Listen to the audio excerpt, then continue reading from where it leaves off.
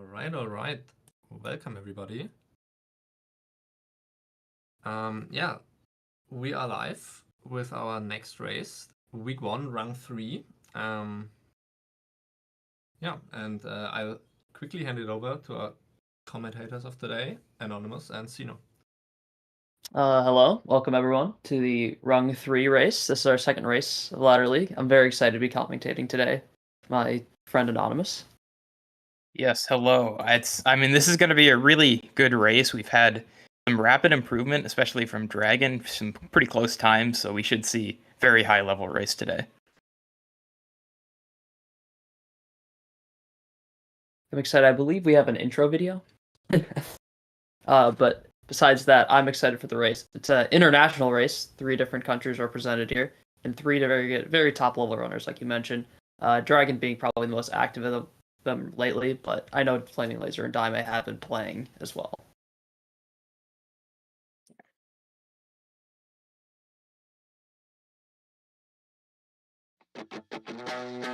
Yeah, they treat him like a baby. All the shawty's taking all his cash. Please don't stare, you might won't get a money, come on my respect. Way too many niggas in the cut, I love them. Always lets me get the first book. I don't care, I'll just pretend I guess I'm better than these other chumps.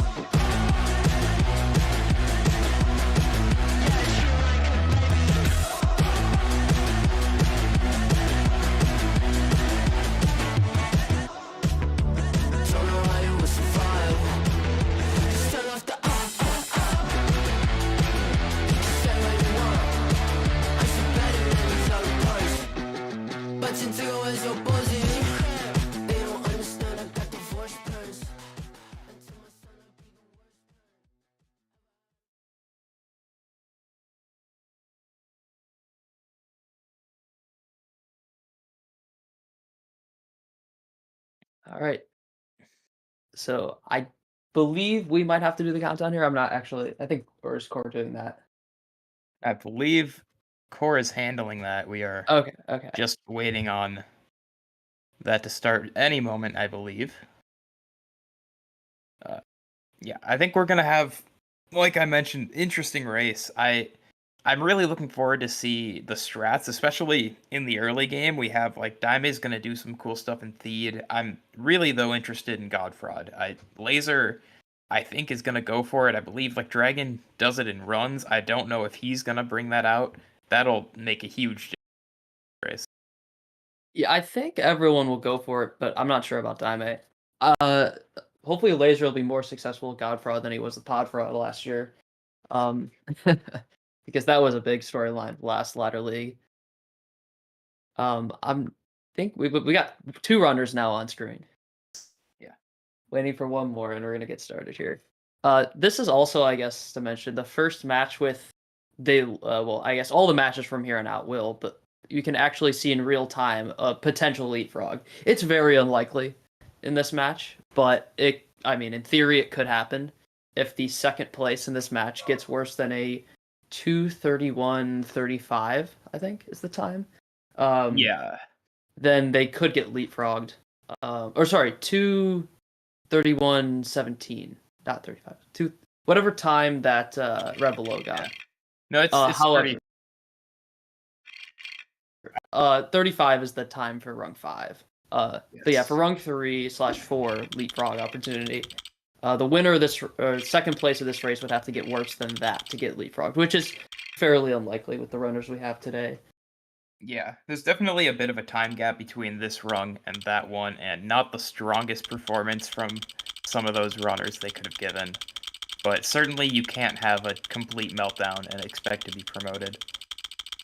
I'm not I'm being nitpicky, but for some reason Dragon's resolution isn't quite right now. Yes. Not sure what's going on there.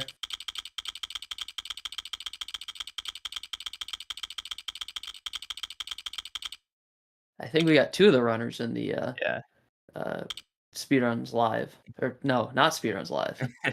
Run.gg. Yeah. I wonder if Dragon is on like 1440p. That's probably... Oh, Well, I think Are they starting? two of them look like they started. DIMEI still setting refresh rates, so there might be. Nope. Yeah, okay. I think we called it off. False start, yeah. Okay. Yeah. So we will get to watch this cutscene a bonus time. Really savor this one.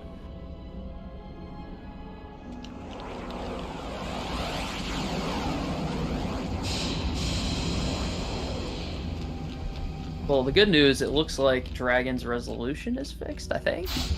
I still can't tell, I'll be honest.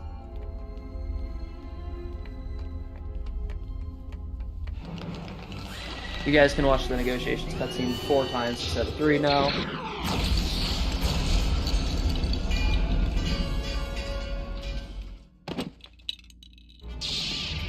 I still haven't even seen DIMEI tab into his game yet.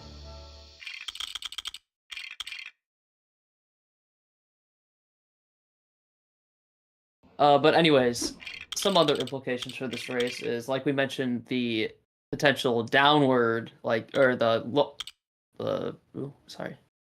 leapfrog from the lower rung, but there's also like the potential of the winner of this race leapfrogging second place in the second rung. So obviously runners here are going to try to get the winner of this race is probably not going to let his foot off the gas even with a big lead. I would expect if we saw, I mean, this is a high enough race that if we get to like Bespin and there's a pretty clear winner, whether there's GTF or not, we might still see GTF. Just due to leapfrog, but we'll see. Actually, Dragon's resolution still is not fixed, but that might just be in his side. I don't know. Steenar, We might have to deal with it. You are one of the runners that is vulnerable to a leapfrog from these guys. What time do you think they need to get to put up a serious threat to jump one of you in that second rung race? I'll be honest. I think it's like out of the current rungs this week, that the second rung leapfrog is probably one of the most likely, if not the most likely, just because all the times are pretty similar in terms of PB. And even though I think I have like a slight advantage PB wise, I haven't really. I'm going to be a bit rusty, or currently a bit rusty. So I think it all is like relative. I'm not going to say. I think DIMEI is a little bit behind in terms of PB and current like playing, but I would say between like Dragon, Laser, Anorak, Harazmi, myself, those times are up in the air. I say it's pretty likely that it could happen. My prediction is that it won't happen, but it could. I would say way more, because week 1, the way it's designed is that week 1 there's not a ton of leapfrog opportunities just because it's PB structured, so every one of the higher PBs are going to be in the higher rungs. But when stuff gets mixed up, especially in week 2, how it's designed is there's a lot of leapfrog opportunities. So if I had to make a bet, I would say no leapfrogs happen week 1, but we see a multiple week 2. Yeah, I think that's right. I mean, this certainly could be. We'll see at least 1 or 2. Because going by like last year's ladder, for example, and like projecting where would there be a leapfrog, I think there were like 3 of them in week 1. So I think we'll get that's something really similar. Interesting. Yeah. I guess to be fair, there was like a lot of time between signups and last year and the actual ladder league starting. So I think a lot of people had time to improve. This year, I think it's a little bit less time. But like we had 3 days between the signups closing and planes beginning. So there was a lot less time for movement on the leaderboards, despite that, it did still happen. Like a few people like Dragon. Actually, did Dragon? No, he didn't have a worse PB than Laser coming in, but he bopped Anorak. So he would have actually made the higher rung in that time between signups closing and the ladder starting. And I believe Gamer Olive PB'd, you PB'd last night. There's a few other PBs there. Pixel just got one this morning.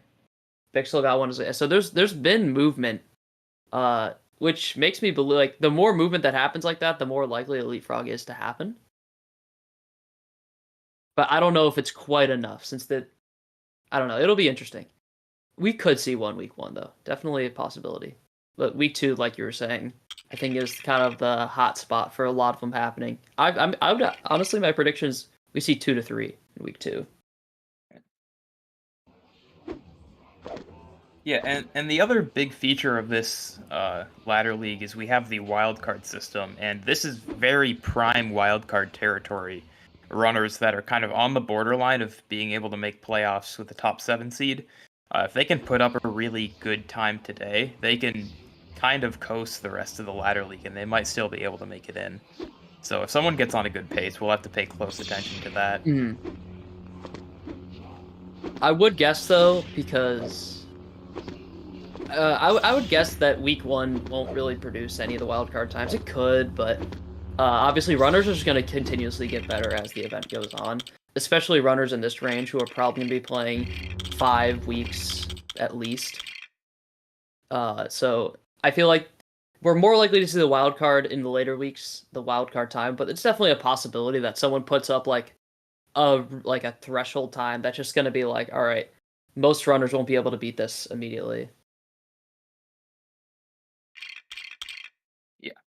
Yeah, also, you have to think about there's the possibility of new strats.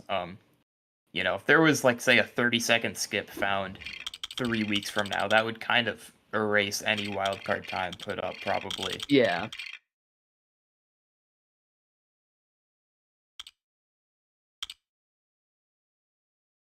Oh, there we go. It looks like DIMEI is now on the run GG. Everyone seems to be on the title screen. We should be getting started any second now.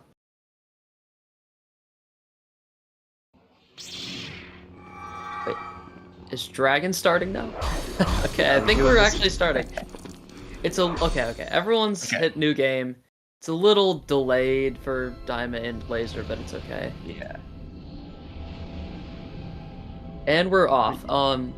I think something we haven't talked about yet that's maybe worth mentioning is Flaming Laser here having a lot of race experience compared to the other 2 runners here. Maybe that plays a factor today. Like, we've never seen Dragon in a tournament before. Correct me if I'm wrong, but I don't think DIMEI was in the last ladder league either, so we haven't seen DIMEI or Dragon in this sort of setting before. Yeah, I think that's right that DIMEI hasn't been. Yeah, Laser, honestly, last ladder league was a very mixed bag for him. He had a couple of, like, just big meltdown races. So I don't know how much that experience is going to benefit him, but I think if he comes back and starts playing, you know, very steadily, we can maybe attribute that to, like, improvement just based on that experience. Yeah, we'll have to see how Dragon and DIMEI take this, because it's a different setting than just doing a race offline or doing a no reset. It's quite different because obviously you can also take the strategy of playing your opponents based on how they're, you know, doing, take saver strats, or, you know, just go full out, act like it's a normal run. We'll have to see. Anyways, Dragon, the first one into the hangar. Looking good. He's got a lot of studs on player 2, but he should go over 2,000, although he's going to take it to... It's going to be a slow ending here for Dragon. Yeah, DIMEI's struggling to get player 1 killed. Yeah, DIMEI is going to have to take an extra death, which he'll take it there. Well, Laser really the only one with a clean heart count / stud count.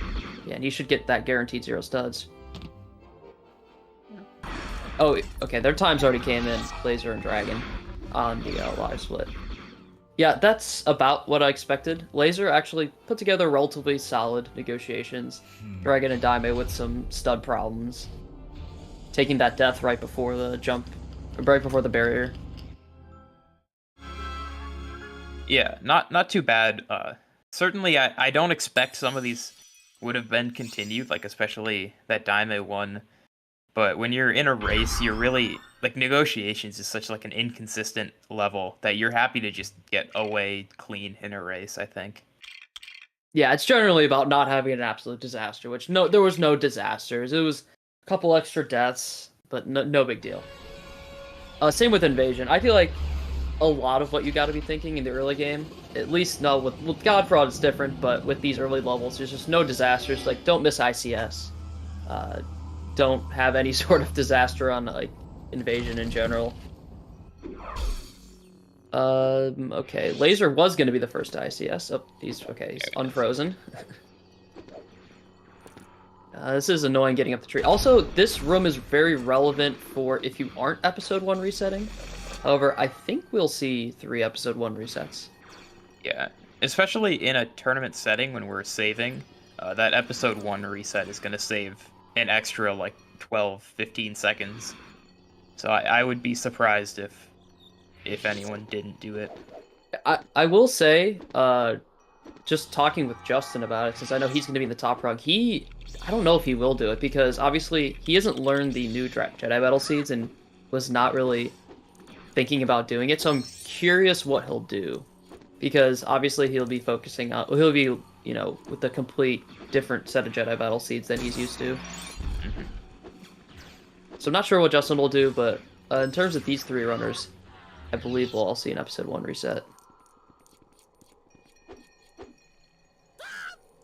Dragon does miss log jump there, but just the backup, not a huge deal. DIMEI will take a slight lead over him because of that. We'll see if Laser goes for a drop in Nastic. We'll probably see it.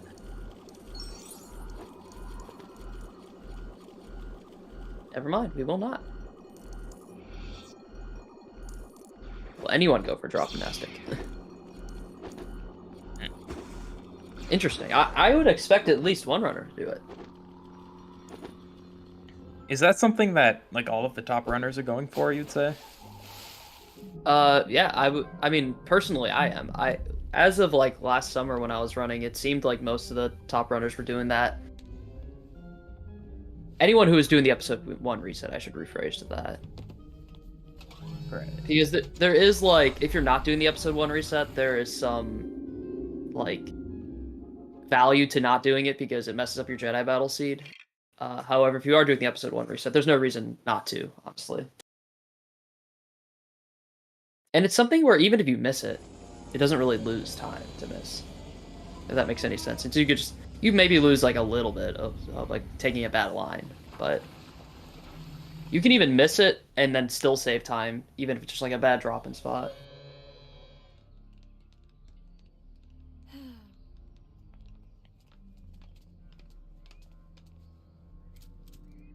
But anyways, on to Escape. Yeah, I mean, maybe there's a flip in the league between DIMEI and Dragon, but I would expect no more than a few seconds to be made up or lost here. Yeah, I mean, the biggest thing maybe is the camera pan skip at the end, but it's like you're gonna get that like 95% of the time, especially at this level. It's funny that the thing we should actually be looking for is whether they keep player 2 dropped in or not at the end of this level. Yeah. I'm guessing we'll see that from both Laser and Dragon keeping player 2 in. I'm curious to what DIMEI is gonna do. At the same time, though, once again, this is like a week 1 of Ladder League race. I wouldn't be surprised if someone doesn't do God Prod. It's not like a super high stakes match right now. I mean, it is high stakes, but like, it's no playoff match. It's no like top rung match. So maybe the runners are thinking about playing a little safer. Yeah, on the other hand, you could say that like this is sort of a high reward, very low risk situation, because if you do well enough here, you can propel yourself all the way to rung 1. And I wonder if that prospect is going to be appealing enough that someone like Dragon will take that risk. I am curious because Dragon with a little bit of trouble with elevator shots here. Oh, yeah. This is just something like, you gotta back up a little bit to the left. There you go. Yeah. Oh, he's just gonna take the elevator. See, that's just something where that might just be something like that never happens to him, but it's a race, it's Ladder League, things are a little different. Laser's not dropping in player 2, by the way. So they're keeping him dropped in. So maybe no God Fraud from Laser. And DIMEI drops out as well. All 3 have dropped out. Okay. Interesting. I will say, yeah, I guess there's the opposite of what you're saying, where it's very rare to see someone have a pod race disaster and then not get last place in the race, since ultimately there's really not a big threat to leapfrog, and these runners know that now, with rung 4 being finished. So maybe it's more of a focus for them to finish top 2 and just not get last. obviously you want the benefit of getting first and having the leapfrog opportunity, but at the same time, moving down would probably be more, not moving down, sorry, is more of a priority for these runners potentially. Yeah, I think especially for the newer runners, there is probably a strong feeling of just like wanting to shake out the nerves and like get a feeling for the tournament setting. And we already have Dragon admitting in chat that he is very nervous, like, and that showed up on that escape. I think if he can get just like a nice like 225 or something, get second place, I think that'll make him feel a lot better for his next race. Also, yeah, this is to all runners, really. My recommendation, what has worked for me in the past, is just not even having stream open. It's fine if you want to check your position in the race every once in a while, but having the stream closed, not listening to commentary, and just focusing on the run usually works the best for myself, and I'm sure other runners can agree with that. Honestly, when you're watching the race, listening to the commentators, seeing like your live updated position against all the other runners, it becomes more nerve-wracking because of that. Yeah, I mean, I'll keep the run.gg open on my phone off to the side, but like the actual stream, like you should just like be in whatever environment you would normally do your runs in. For me, I'm just listening to music, not really, tuning everything else out. I think talking in chat especially is just like asking to get distracted and unfocused, and it generally just doesn't go well for runners, I think. Also, considering that we're going for 3 normal lap 2 skip pod prods, I wonder if any of these guys are not completely in practice with this at the moment, if they've just been going for God Prod. However, it is not too difficult of a trick, so we'll make sure everyone gets through here cleanly. Laser will be the first one to attempt, which infamously bad, but he had a really good setup. Yeah. So he should be good here. I mean, he can play it super safe if he wants. He's going to go for 0 death. Okay. A bit of a late drop in, really making sure he hit that trigger, but good nonetheless. Yeah, and these setups look good for the other two so far. DIMEI is angled. Okay, DIMEI is just going for the safe strat. Oh, never mind. Okay, no, he... He was lined up to play it safe for like 2 or 3 deaths there, and then just was like, screw this, and held left. That could have been really dangerous, but everyone gets through nonetheless.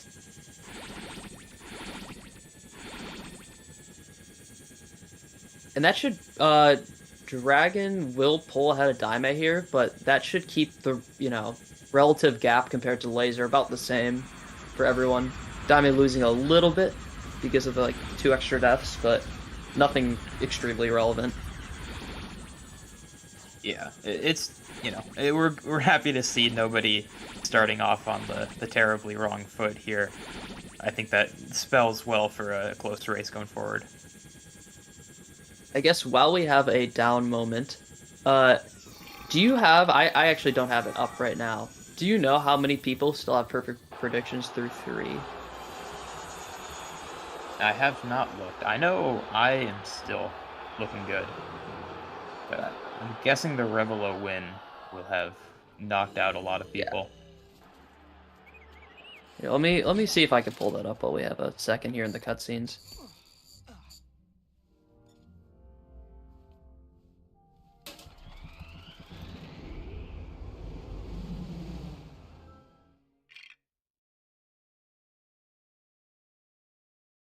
I would have to look back at the actual form as well to see the percentage of people that actually picked Rivy for that race, since I think that was a relatively low percent. Picked Revelo to win that race. Alright, let me see. I'm pulling it up right now. Oh, actually there's still a handful. It's probably around 10-ish, it looks like, have perfect predictions still.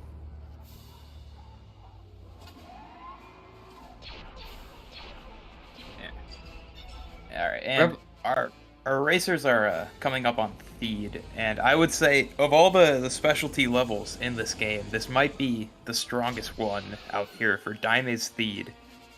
I'm really interested in seeing what he can do. Unfortunately, Theed is one of those levels where if you play it well, if everyone plays it decent, it's hard to make up time because I would say it's just honestly the only way you make up time on Theed is if someone has a disaster, which hopefully DIMEI, being its specialty level, won't happen to him. But I would say if anything, the gaps won't really move too much if everyone has a relatively clean Theed.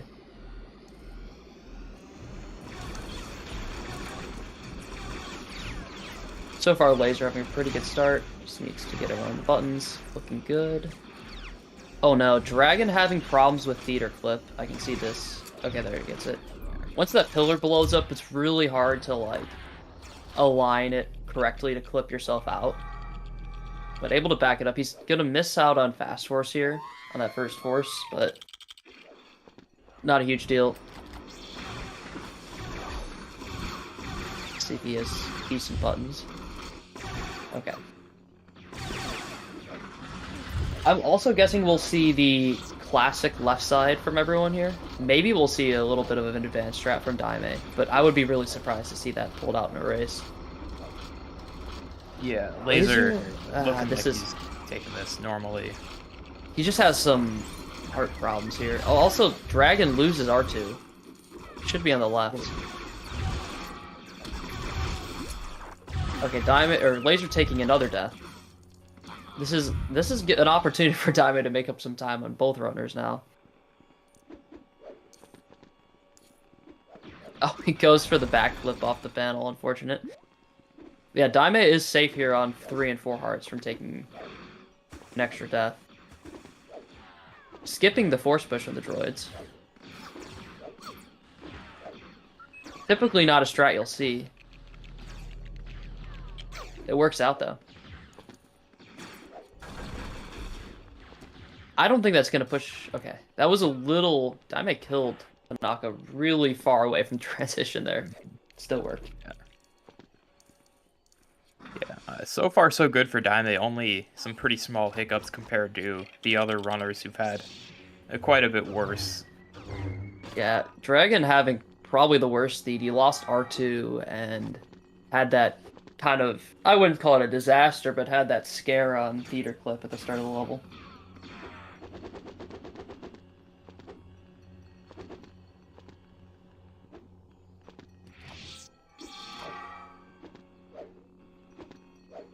Laser misses a camera pan skip there, but yeah, already getting both the shots off before that camera pan even starts, though. Oh, and DIMEI playing this very aggressively, running along with Panaka, shooting backwards.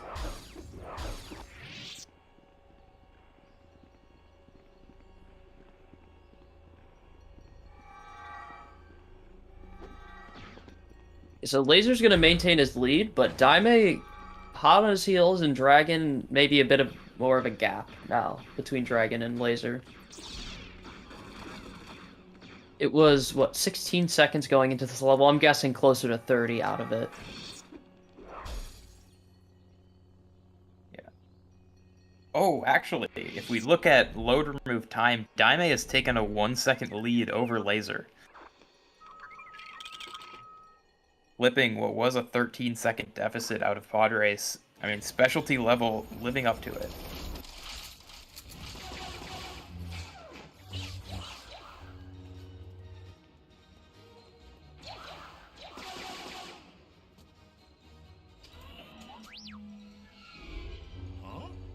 It'll be interesting to see because I know Dragon mentioned he's nervous, but once the nerves, like he, in theory, is the favorite in this race. We'll see, like after episode 1, maybe even episode 2, we'll see if those nerves have settled a bit because once you get to episode 4 and beyond, that's where, you know, big time can be made up and lost. Sorry, I'm gonna stop talking for a second because Laser's doing lamp jump.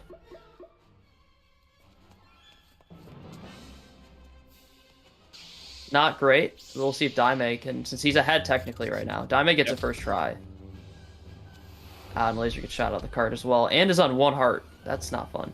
DIMEI also shot out of the cart. So over 3 hearts is definitely livable up top. Laser's gonna have to take a death. Dragon misses the collision for lamp jump. Lamp jump is probably one of the hardest tricks to do when you're nervous, I'll be honest. But he gets a second try. Yeah, that kind of just intricate movement thing can be really difficult to get down if your hands are a little unsteady or anything like that.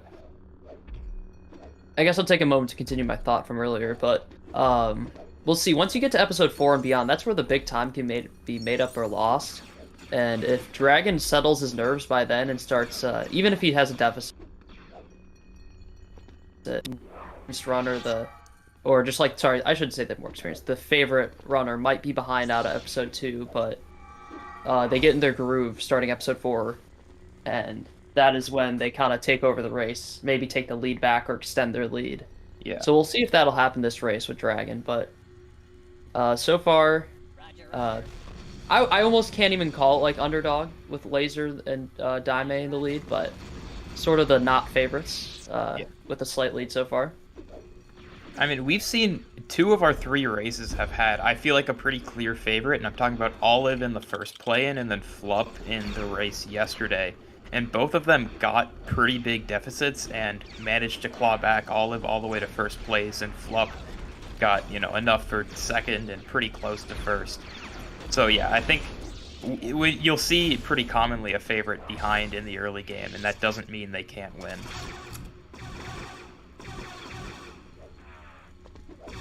Also, we should definitely see, I mean, depending on how the mall fight goes, but DIMEI should have made up, or extended his lead, actually, sorry, by quite a bit with a pretty clean mall. Laser getting 1 for 2 on cycle skips. We'll see if DIMEI can go 2. Oh. This will be big if he can get the backup, though. Unfortunate.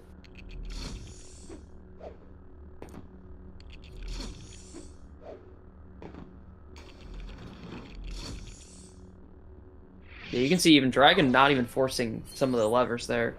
I would definitely say the nerves are still there for him right now. Although he gets the first cycle skip. Okay, 1 for 2 for Dragon. And yeah, for both of them, getting the first cycle skip and missing the second is a lot better than missing the first and then needing to back up and get the second. You can kind of just flow into the kill a lot easier, so I think that is going to kind of erase the one lamp jump miss they both had, and it'll come out pretty even on Maul. Okay, so DIMEI actually has the same exact Maul as Laser there. Both with a pretty bad Maul, I'll be honest. 407, not what you're looking for on this level, but I mean, both had mistakes. DIMEI had a much better Maul going, except he just had a really bad end fight.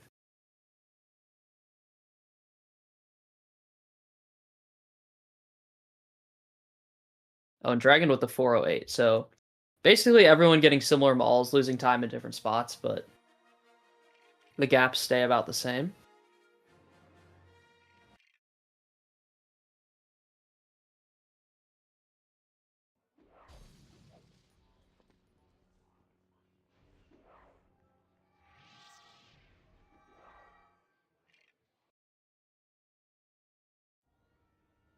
Yeah, coming out of that reset, I think we're gonna see an even bigger gap between RTA and Loadless in terms of like Laser looks now like he's got pretty substantial lead. That's probably only gonna grow as we go, but you just have to make sure you're paying attention to the load remove times in the bottom right. That'll tell you the real lead. I guess it just goes to show how back in the day when most of it was based on RTA, like races and just the leaderboard, how big of a difference actually that was making. Because even in a race like this, you're already seeing like relatively like big gaps between RTA and LRT.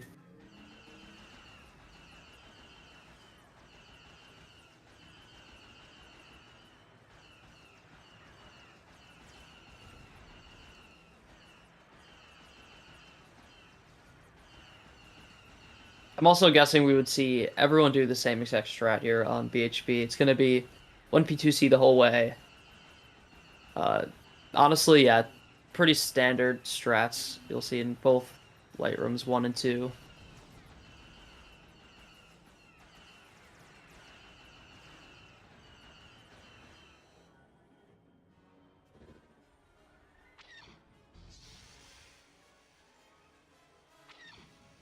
BHP, another level where, yeah, maybe some time could be made up here and there, but It's really going to be Kamino what I'm going to be looking at in this episode. That and Jedi Battle, of course. Yeah. Assuming everyone can get by without some bad torpedo blank or anything.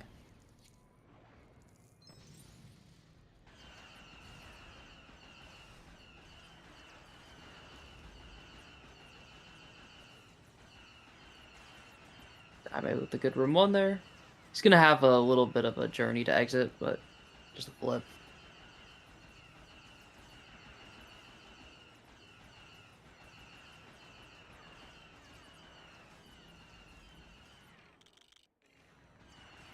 Pretty good for Dragon as well. Oh, I like that flip on player 1 to keep him aligned with the door. I don't think I've ever seen that before, but that's just a nice micro optimization. Yeah, that can help if you like have too much speed, right? And you're like, I'm gonna bounce off. I don't know what happened to DIMEI where he had too much speed at the barrier, so slows himself down. All right, laser starting electrical section number 2.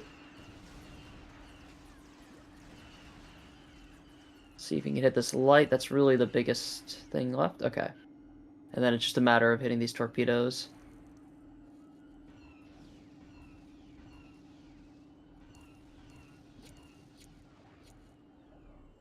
He's on 1 heart on player 1, which is something of note, but as long as he gets those 3 shots off. Gets a wild torpedo, Ooh, but... yeah, hard to get probably in should have position. waited to fire... Oh, the no. black. So an opportunity for DIMEI here to extend his lead. That 2 wild torpedoes plus a blank. Yeah, and so much cleaner on DIMEI's Oh, end. no. Okay, Dragon having some targeting problems as well. Okay, opts to not destroy the top middle. Or top right in the middle.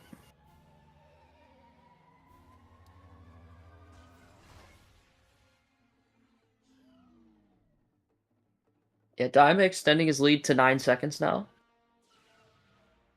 Relatively clean BHP from him.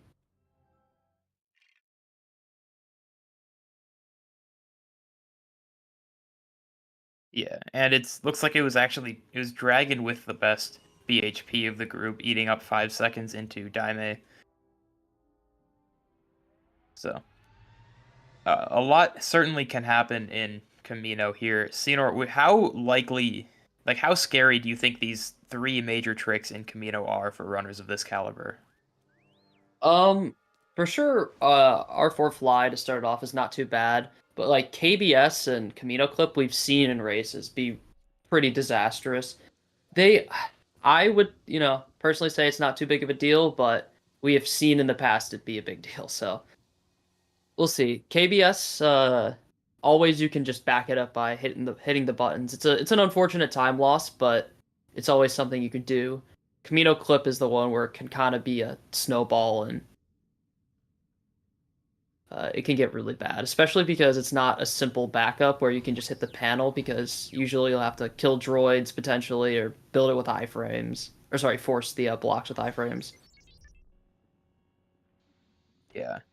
And that one especially can be punishing in terms of Jedi battle, because you can just get... I mean, ideally you only want to kill like 1, maybe 2 droids. If you're doing more than that, you're getting off into seeds we don't really know. Laser able to get it without deactivating R2 or R4 as well, which is nice. I think DIMEI did as well. I didn't quite see, but I'm pretty sure with how fast he started moving there, didn't have to kill him. Oh no, he's on 4 hearts. Never mind. He definitely had to kill him. Dragon was in a bit of a sketchy spot there, but still, everyone got KBS relatively cleanly. Mm-hmm.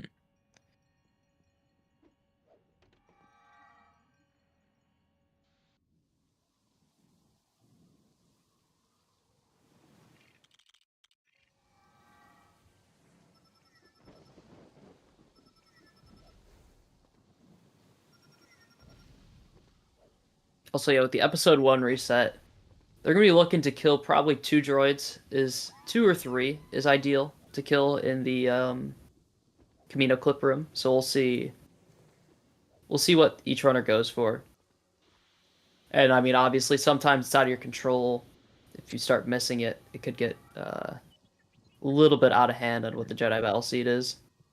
Oh, I think we have a drop chim warp coming up from Laser.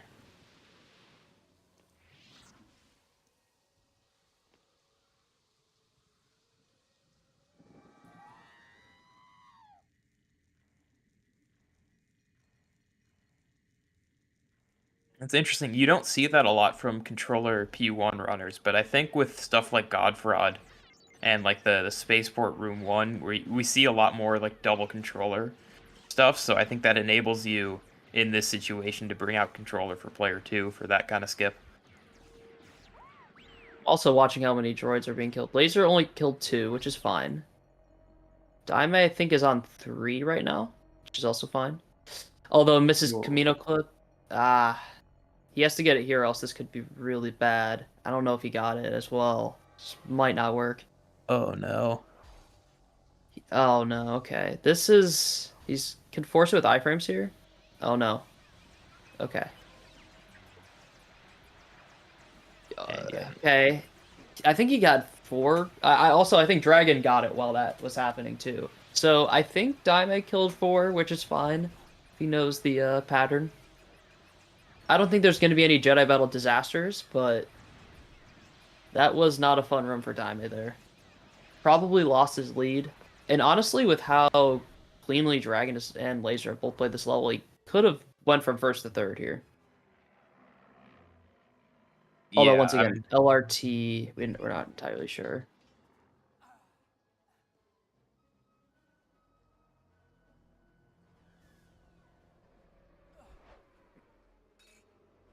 I don't think we'll see anything on Droid Factory in terms of anything crazy in Room 3 from any of the runners. Okay, so Laser looks like he'll be in the lead.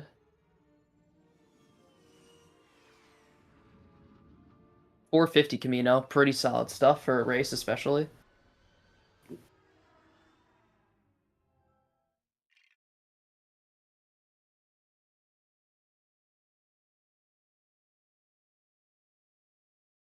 Dragon with a slightly worse Camino, but still pretty solid. We'll see what DIMEI, how that has changed the gap here.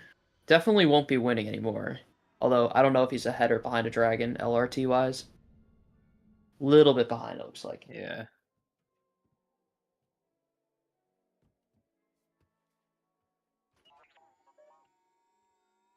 I didn't see how many droids Dragon killed, but I'd imagine 2 or 3, considering how fast that room went.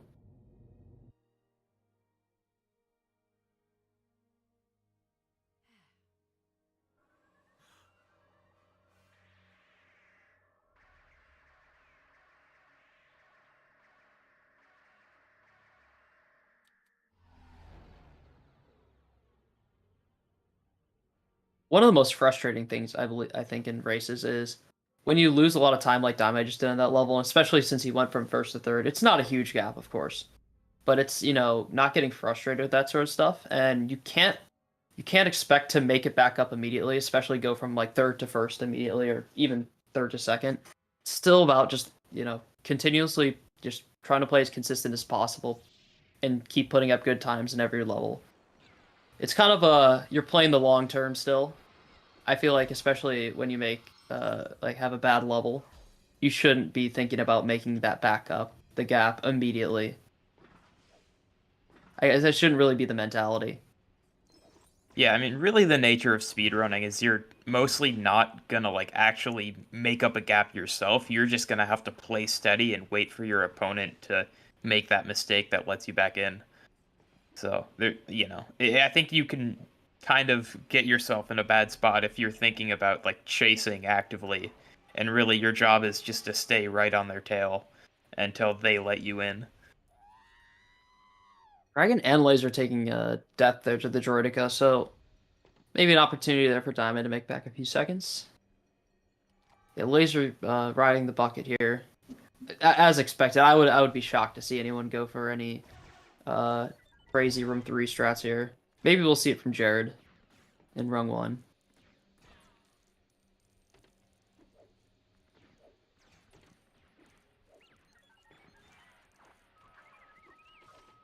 It looks like DIMEI did survive the Droideka, so making back a few seconds there.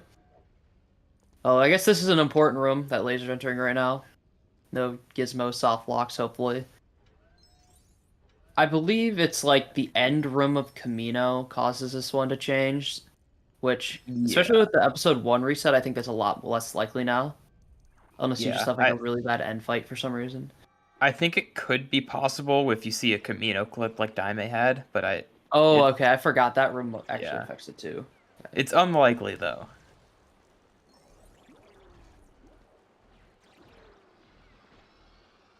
Yeah, so Dragon and Laser both didn't have it, and I don't think they had really any risk. Daimei's the only one who's maybe at risk, but he should be fine.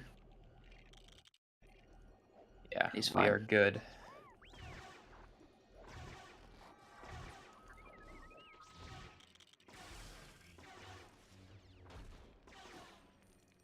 Oh, that death for Laser's annoying. He's gonna be a little late on dropping a 3PO now.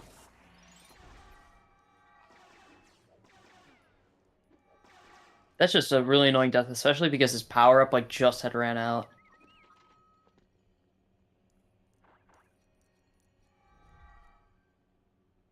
Dragon also taking the extra time to kill the Droideka there. Not typically a strat I like recommend going for, because you can easily die and just lose time versus, I mean, you could die easily the other way too, but you're losing time on that drop. And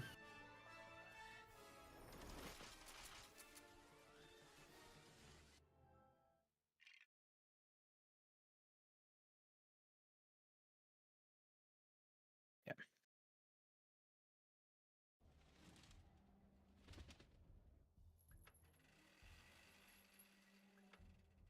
all right, the gap between Laser and Dragon, about 16 seconds right now. Nothing crazy, especially with... we might actually see... I didn't see the droids that Dragon killed, but we'll probably see the same seed from both of them. Assuming Dragon also killed 2. Or a very similar seed. Yeah. 2 and 3 are pretty similar.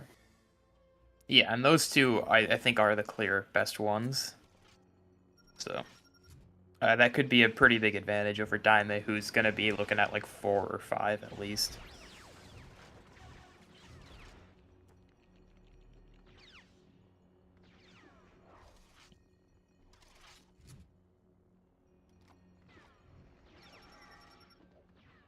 Unfortunately, none of these guys able to utilize the leaving your laptop on for like 17 months or whatever it is to get the BTT seed. That would be pretty cool to see in a race.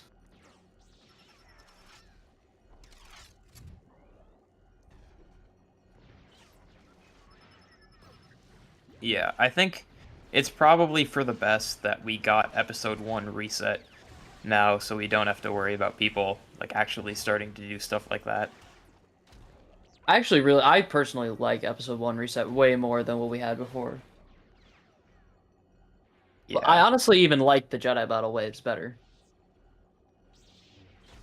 Yeah, I never learned Jedi Battle the old way, but I think just knowing that it like basically only depends on Camino is so much nicer than like needing to time your invasion room 1. Yeah. I guess the difference, there's still the chance that you get a Cantina spawn, so you have to take that into account, but it's only a one seed difference. So if you're just like in the range, you're totally fine. Versus before, I feel like that range you could get is so wide based on invasion.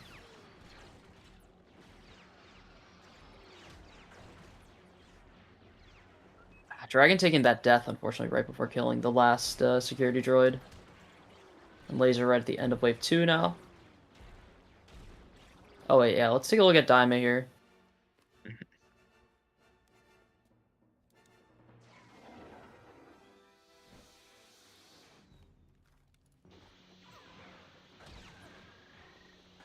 Considering how, I don't know if he knows what, yeah, there's one behind him. Yeah, he just missed it completely, right? No, Okay, well, we see it Maybe now. he did.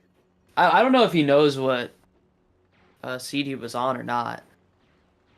Laser giving some iframes to Django. He killed him behind the pillar.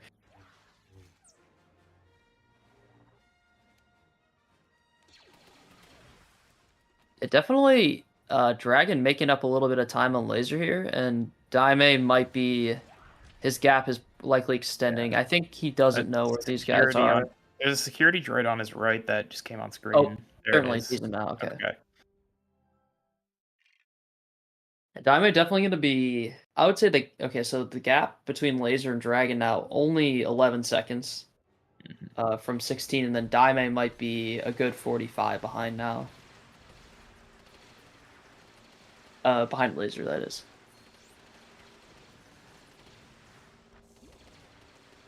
Yeah, it didn't look that bad, but it definitely was not as like clean and scripted as you would hope for if you get a good seed. Laser missing first barrier skip. Ooh. It's important to back this up right away. Okay.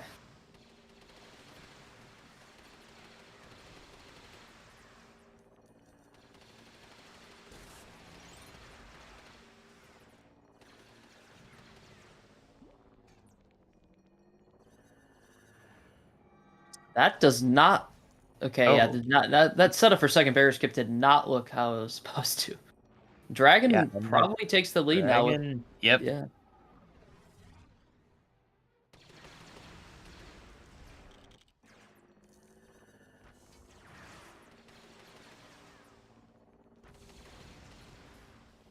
I mean, we were talking earlier about how when the favorite settling in come episode 4, but it looks like Dragon's really started, the nerves have settled, and he's playing really well come episode 2, which is even better for him, and he's likely taken the lead now. Yeah, from what was a 30-second deficit out of episode 1. I can't think of a single mistake he's made since like episode 1. He's just been very solid.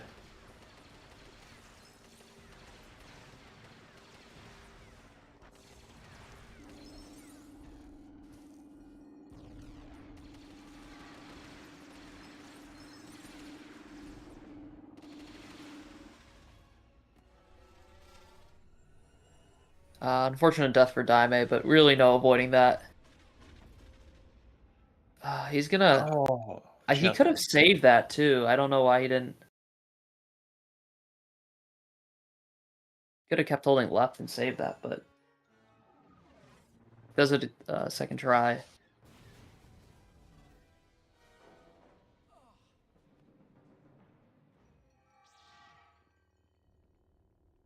And honestly, it was like, Laser didn't necessarily have a bad Jedi battle. He did have a bad gunship, but the gap went from 16 seconds ahead to 8 seconds behind in a matter of 2 levels that, honestly, he didn't play terribly. I'm sure he won't be happy about the gunship, but the Jedi battle was not bad, and still, Dragon made up time.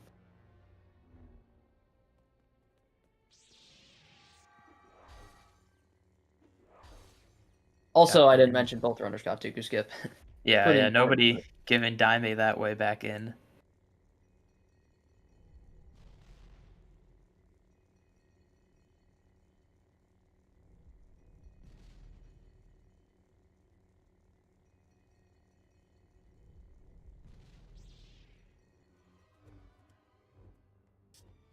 I would have to look back at the predictions, but I'm not sure if anyone picked Dragon, Laser, or DIMEI to be the 1 or the 2 seed, or sorry, the 2 seed. But for them to possibly get that, they need the leapfrog this week. So maybe someone's predictions hinging on a leapfrog from Dragon, Laser, or DIMEI here. But I don't think that's... I don't think anyone had that, if I can remember. Yeah, that would be like a instant prediction winner if someone gets that right. That would, yeah. I think that's unlikely. I know there were some people that put a lot of long shots. By the way, shout out to Zoda. Oh no! Oh no! Oh no! Maybe race nerves again there. I didn't see exactly how he missed it, but I just saw the outcome, like right as it happened. I think he called in late, I want to say, but whatever it is. Oh no. This is an important part not to fumble because you just lose a lot of extra time. Yeah. Oh, that almost missed. Alright, so out of episode 2, I think the clear 2 frontrunners have been established now, which was kind of expected for this race, but not maybe not this early, especially with how DIMEI played episode 1. Kind of a disaster episode 2 from him, where he's now going to be over a minute behind. Yeah, I had a lot of hope for him coming out of episode 1, but yeah, this is a little bit more like the pre-race expectation with Daimei in last, and just hoping somebody ahead of him makes some massive mistake to let him back into second.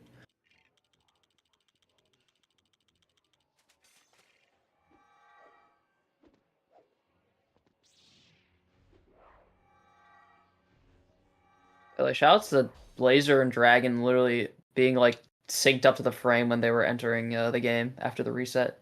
Laser with the slightly better Cantina.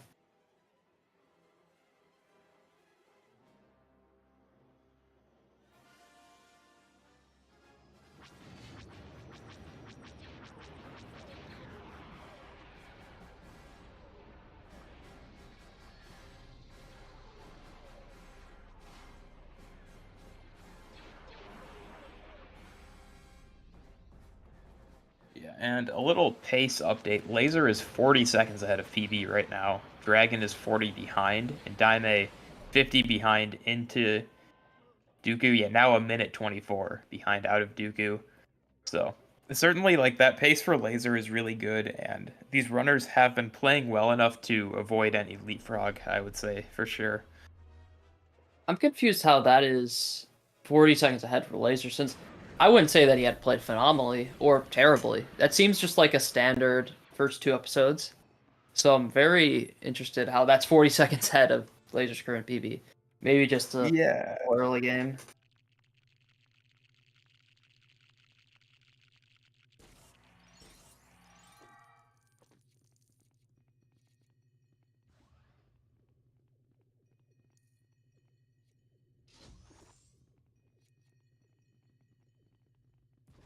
Okay, so that gap, yeah, officially around a minute 40 for Daimei.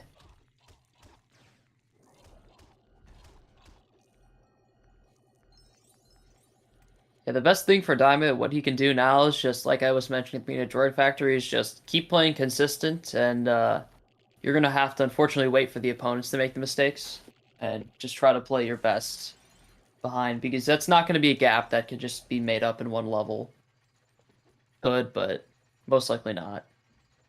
Laser had to back up the bridge jump there with player 2, but it's all good.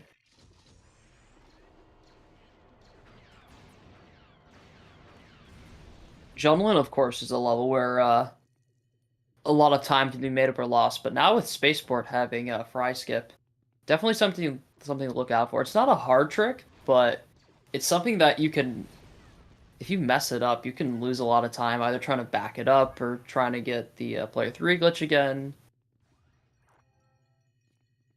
Yeah, if you mess up like the room 1 player 3 glitch, it can be so hard to back up sometimes.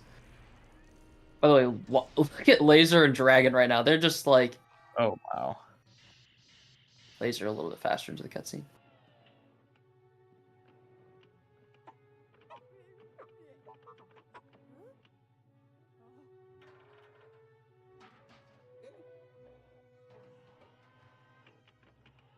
Yeah, I would be surprised if any of the runners didn't go for fry skip, I'll be honest.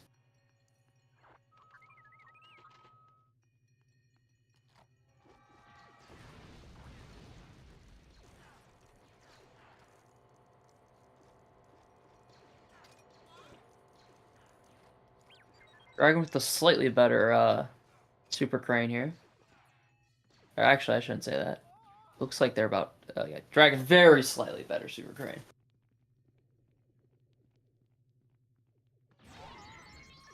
It's always fun to see runners nearly synced up. Obviously, Dragon has a little bit of an LRT lead, but in terms of RTA, synced up right now. Yeah. And it's interesting. Oh, I think you cut out there, Anonymous. We may have lost Anonymous here. I don't know if that was just on my end, but we did not catch anything you said there. I heard the beginning of that, Yeah, and then stuff's lagging for MicroStrategy. me. I don't. Okay. Do you hear me now? Yes, I hear you now. I was I was saying it's interesting to see a room like that where like you can play the kind of micro routing very differently because you're waiting on just like a couple of bottlenecks. So we see runners just like take different lines and stuff and do different things, but it all comes out even in the end.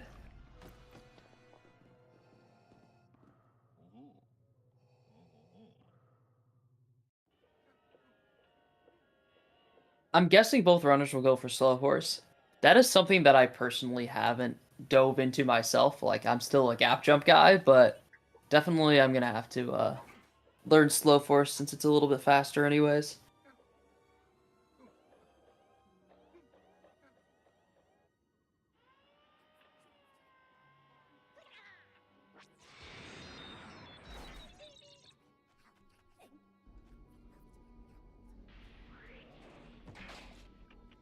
I'm guessing Dragon made up a little bit to laser on that. Oh yeah, 1 second.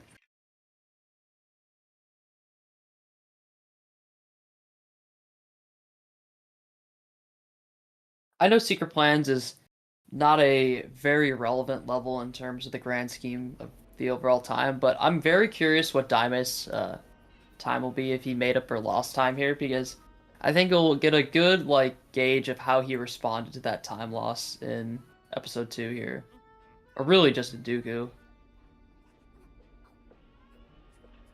Yeah, Because it's it'll be a really really hard good to like time. notice. It's hard to like notice any time difference in this level, but you can Yeah. just like bit by bit, you know, do each thing a couple frames faster and make up a lot of time. I mean, from what I've seen from Daimei, it's looked really. Oh, we lost the stream there for a second.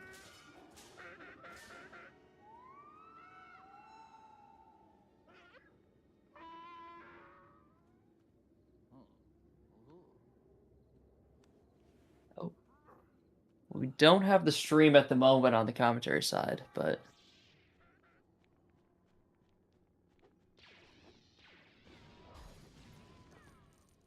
okay, I think we're back now. Yeah, I'm curious to see just. Oh, sorry, I should focus on slow force going on right now. Yes. Both Dragon and Laser held up a little bit.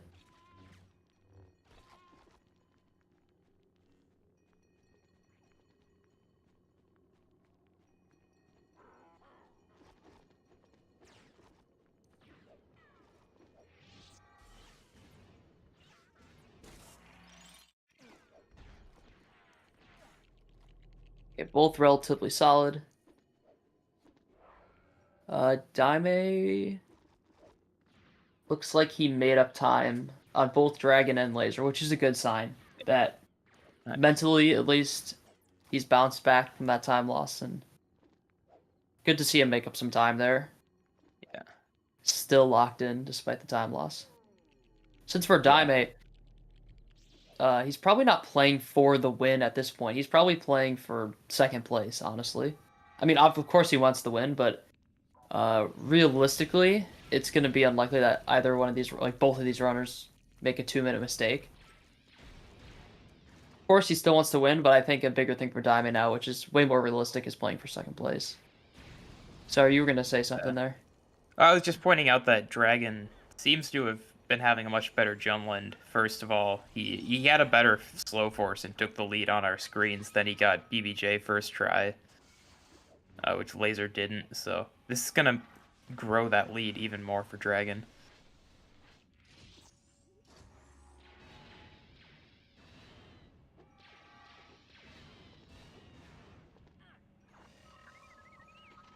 Alright, Diamond now going for slow force.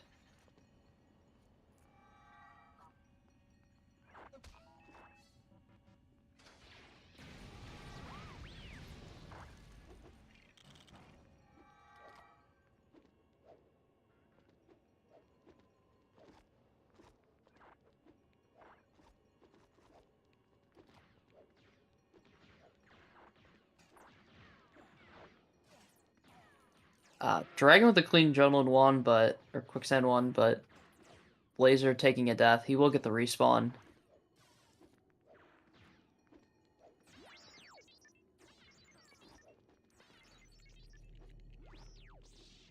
Also, Laser opting not to go for Bone Verge skip. Which is it's pretty irrelevant. It saves very little time.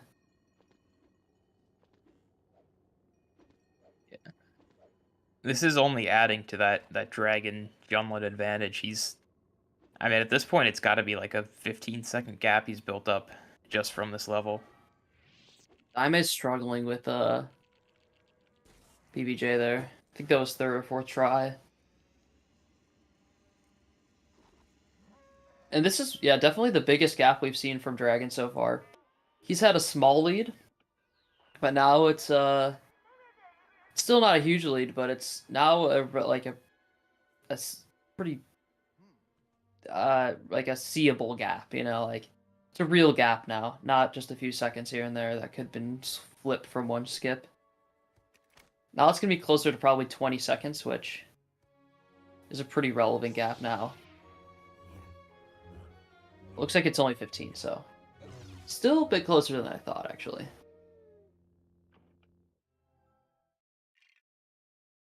Although a trick like fry skip, potential disasters if you're not playing room 1 right, so big room coming up for both these runners.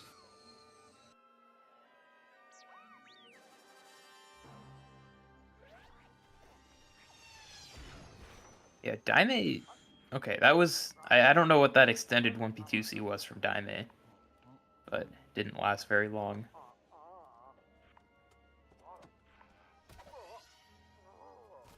Dragon not going for fry skip. Wow. Interesting. What? Or do you So- think he's gonna go for player 3 glitch later on? Because that is an option. Yeah. Yeah, there are runners that'll just do it in pre-Cantina, and I think that's fairly likely. More likely than not going Oh for it. no. That's... And Laser did get player 3 glitch, but it's gonna lose time to not getting the speeder. He must have just dropped out, or got auto-dropped out too early with Luke. So let's see if Dragon goes for it here. Doesn't look like it. Wait, Oh, there nope, it is. okay, he is.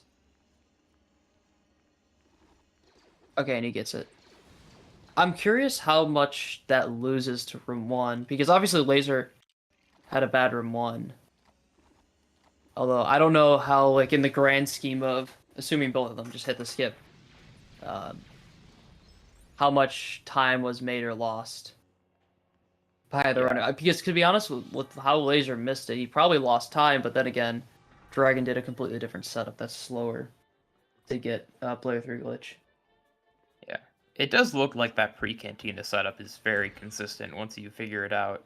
So I can see the appeal.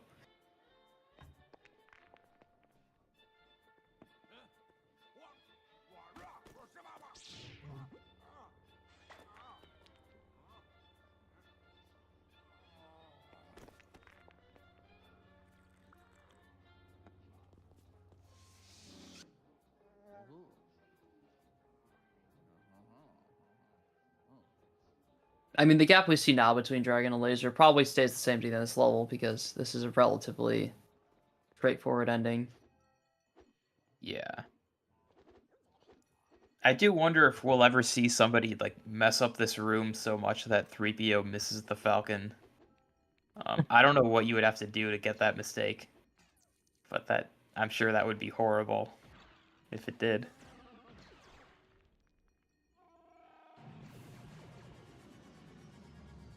Both of them did it fine. Oh wait, Laser, or sorry, not Laser. DIMEI has been doing this skip. It looks like he got the player 3 glitch, considering he's continuing on right now.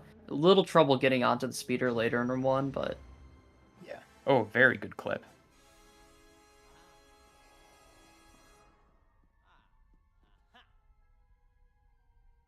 I am curious with the oh god, a little bit risky there from DIMEI. With the pre-Cantina player 3 glitch, when do you actually get back onto your primary player 1 control device? Not sure when that actually happens. Oh no. DIMEI. Okay. Oh, the quick thinking. Oh my god. Wait. Okay. Oh gosh. Okay. Okay, which A button do little- you want? Yeah, a little moment there. Oh, I've never seen that deactivate backup. That's like incredibly clutch, because if he had let 3PO walk any farther into the corner, he'd just have to go reload the room. Oh, sorry. I guess I answered my own question here in my head because I'm thinking, okay, Dragon right now is playing Princess on his other player one, whether that just be another controller or keyboard.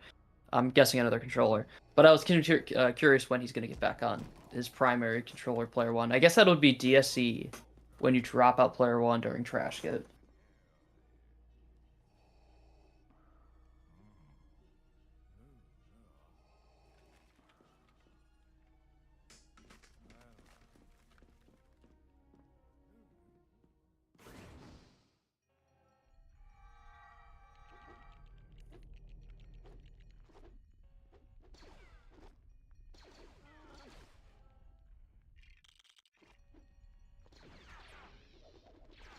I think both Laser and Dragon getting the out of bounds first try.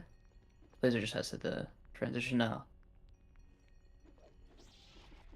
This room, a lot less scary now in races, especially with the backup shot, which I'm guessing all these runners know at this point. Yeah, and Dragon is just gonna go straight for it, no checking even if Obi-Wan is already there. I like that strategic approach because it really doesn't lose that much time to do that. Basically nothing. And if you get the backup shot immediately, you're basically guaranteed to... And I think Laser's doing the same, although he's struggling to get the backup shot. He's just I gonna don't think he opt got to go. it. No, but Obi-Wan is there, so...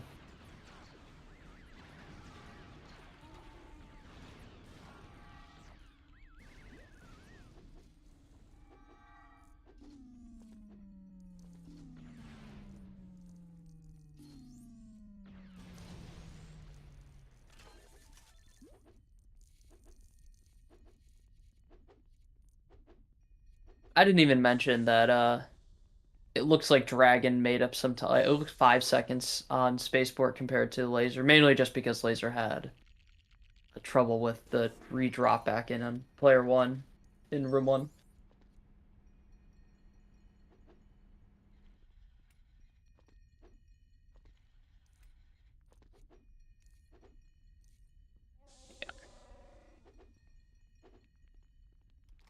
Yeah, pretty textbook Princess all around. And there definitely are disasters that can happen, but at this level, they're pretty rare.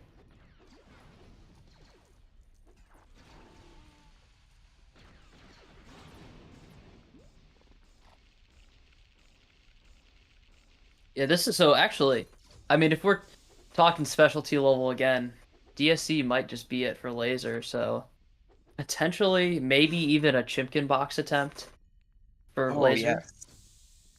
And obviously, everyone's going to be going for Trash Skip and Whitmore Skip if you aren't going for Chimkin box or don't get Chimkin box. Yeah, that's been even like last ladder league. I think we saw Laser going for Chimkin box a couple times. That was more of like a novelty thing, and like I guess it's not punishing if I miss it.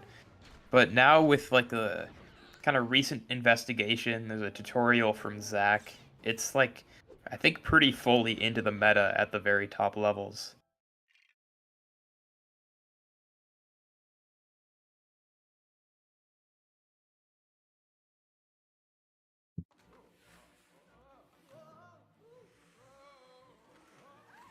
I think DIMEI has some troops behind that he's got to deal with. Okay. He does recognize that. Oh, gosh. Oh, no. DIMEI getting the aggro here. He's going to have to be careful. Looks like he's going to be fine. Yeah, nice. Scary moment, though. All right, trash skip attempt from Oh, Dragon. Dragon missed it. That's... I don't know if he just missed a pause buffer there. That's kind of what it looked like. That was but weird. He wasn't even in the corner with This is... I mean, with the lead being almost 30 seconds now, Laser could make that up single-handedly with Trash Skip. Yeah. It looks good. It's going to get out. Just a matter of the navigation now.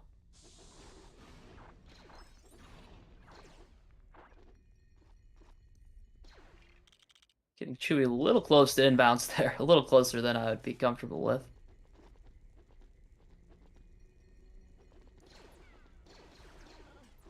But he's going to hit it. So there, Laser gonna retake the lead and maybe even extend it if he gets Chimkin Box, which would be really cool to see in a race.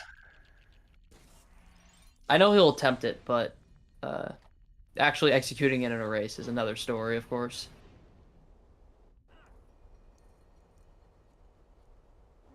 Also, Dragon doesn't have his He's helmet. not going for it. Wait, I don't know what happened, but Dragon doesn't have his helmet. So gonna have to back that up as well, which is gonna be another like 10-ish second time loss, maybe more, depending on how he backs it up. Yeah. Pretty unfortunate from Laser. I was looking forward to that, but it's still like maybe is the smart thing. I think he's still gonna exit this level with the lead. Has to hit Rip more skip, which there we go. And we'll see how Dragon's gonna opt to get his helmet back here. I'm guessing he will cross the gap, get the helmet, and then return on the first visit here.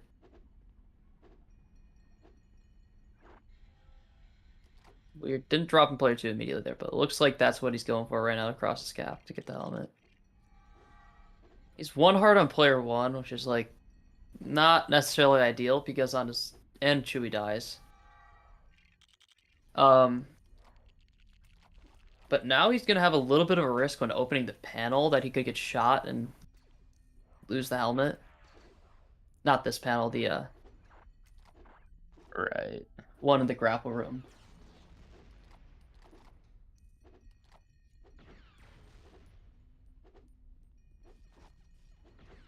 I mean, maybe he gets a hard drop from this. Oh, he didn't go for Not, it. yeah. Oh, Okay. Oh boy, I thought I was witnessing. I thought I spoke it into existence on accident. But yeah, Laser now probably with a 45-second flip on Dragon. Going from down 30 seconds to likely up 15-ish. And that's if Dragon hits the trigger here immediately. Yeah. That is huge, and also could be good for DIMEI if he's able to play this cleanly. Just be a little closer to Dragon than before. Okay, DIMEI. I'm guessing DIMEI got trash skip. I did not see, but the gap is almost 20 seconds now too, compared to Laser and Dragon now.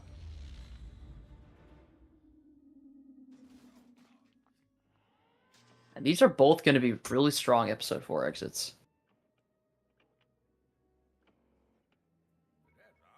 I don't know how this compares to their PBs, but I'd imagine Laser's probably had a PB.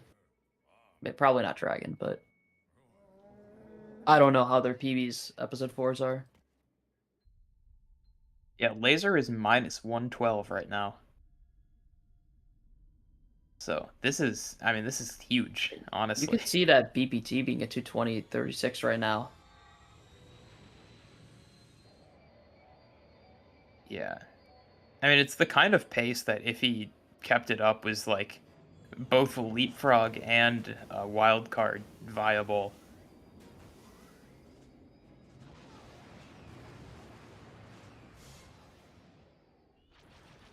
Certainly a long way to the end of the run. He's going to have to play pretty cleanly to get both of those. His AI shoots his helmet off. No big deal anymore, though.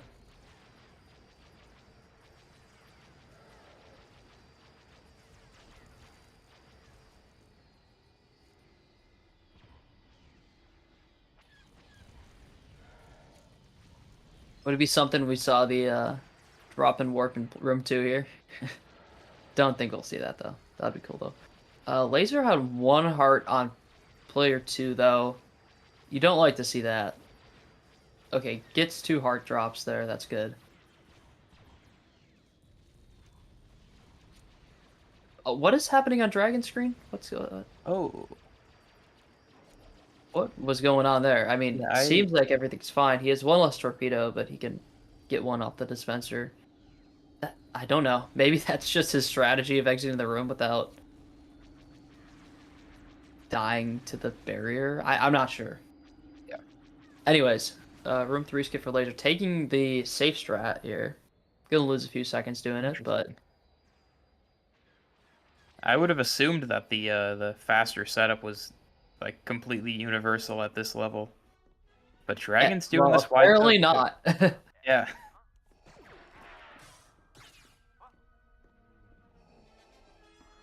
And it works. Both of them get it with no trouble at all. I didn't have eyes on DIMEI's DSE, but it looks like the gap for him right now to Laser's Dragon around 2 minutes. Hasn't moved too much since Dooku, maybe a little bit. Isn't too far away in terms of a big mistake could put him right back into the race.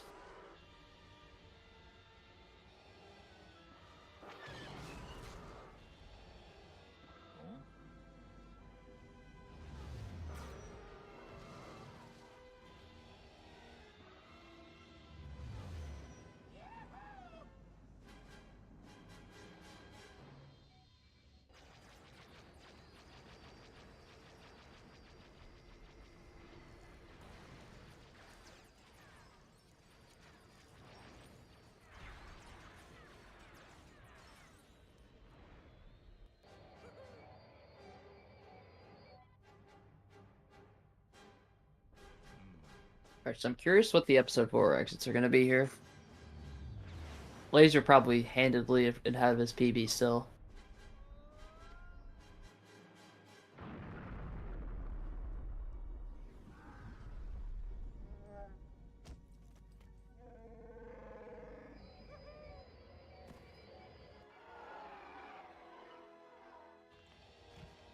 $109.25. Yeah, that's really solid.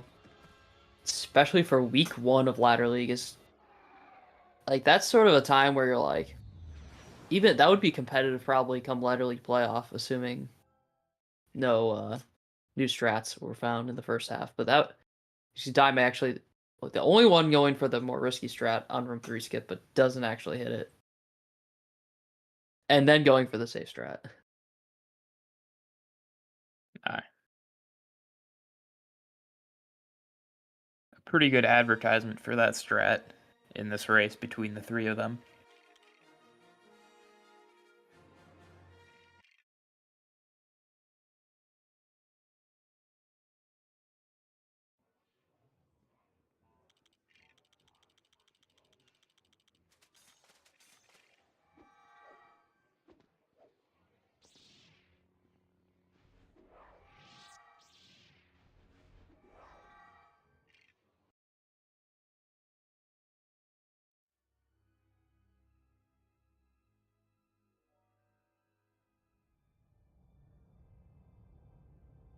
Yeah, episode 6 definitely is one of those episodes, especially in a race like this, where most of the levels could see like 30-second swings. I feel like episode 4, you have levels like that, but generally swings don't happen. Like DSE is the big one, but episode 6 it feels like a lot of these levels could create massive swings, like ITDS, Endor, Carcoon.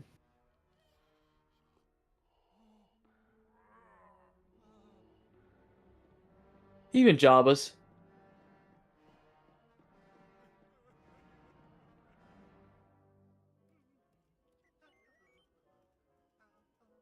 Yeah, I'm curious if we're gonna see some of the smaller stuff in Jabba's, like the auto dropout in Spiderless, for example.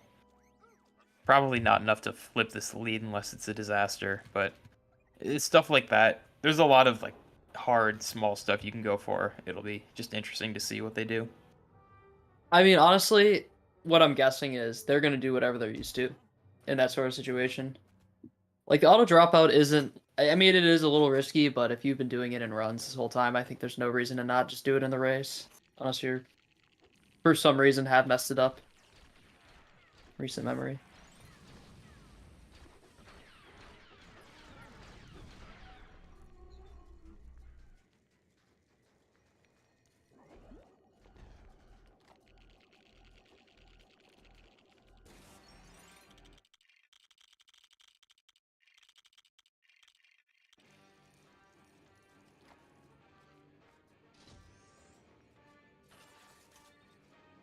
I'm a bit confused. Is tractor beam relevant to turn on in episode 6? Like, Yeah, this is when you use it. oh, yes, I'm being dumb, yeah. Okay. I was thinking of episode 5 for some reason. I was like, wow. That's the one episode where it's pretty irrelevant. Oh, okay. Laser killing Nice. there. Lose a couple frames because he didn't get the build in time, but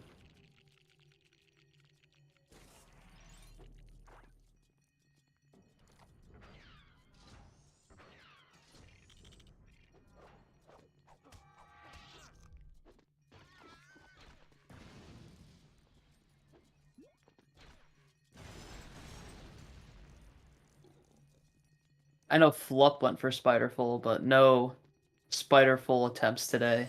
Well, maybe from DIMEI.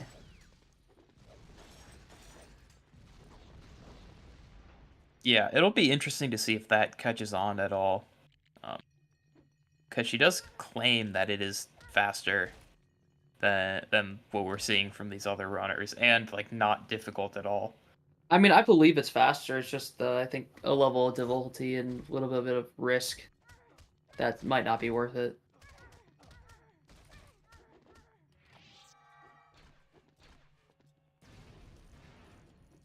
I wouldn't be surprised if it got picked up in, like, normal attempts, but I would be really surprised if it was, like, a common meta in Ladder League, per se. Anyways, We had a troublesome laser. Yeah, trouble getting out of bounds here. This is going on 4th try now. You can see if Dragon can get out relatively quickly, an opportunity to take the lead. They're just still not getting out. Dragon out first try. Oh, well, oh no. See, a laser has the gun put away.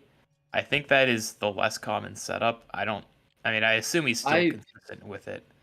Yeah, I'm not entirely sure how the gun away setup differs from when it's out, but... Oh, and he's gonna take a death. Well, he can... If he doesn't move, he gets out immediately again. But yeah, this is... I mean, I mentioned that any of these almost could be a 30-second swing. I wasn't really confident Java's would be the one, but... this is gonna catapult Dragon into the lead again. 45-second swing on DSE. And now... Probably like a 40-second swing here on Java's.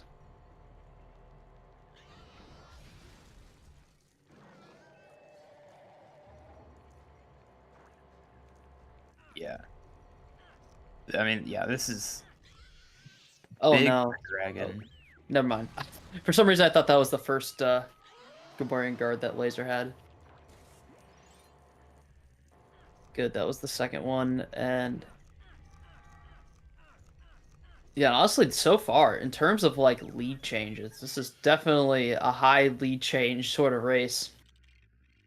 Yeah, it's good to see these two kind of going blow for blow.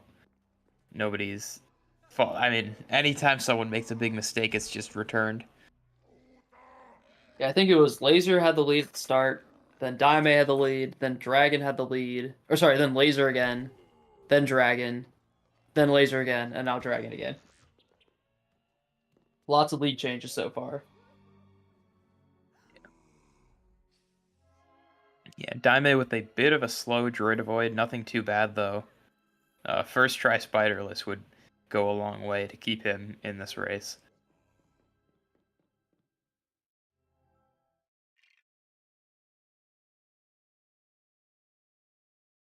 Nice.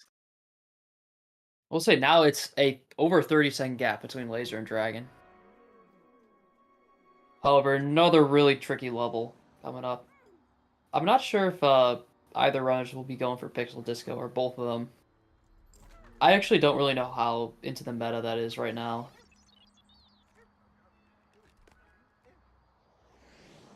Yeah. My understanding is that it's pretty common. So I expect to see it, but they could always do something weird. Unfortunately, I know, like, just looking BPT-wise, Laser losing quite a bit to BPT over the past few levels. I'm not sure how. I'm sure there's still PB opportunity, but that's definitely shrunk by almost a minute, I think.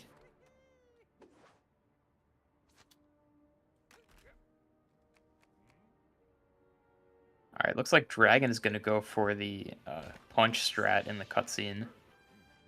And he doesn't really get it. I mean, it's not bad, but interesting that people still go for that.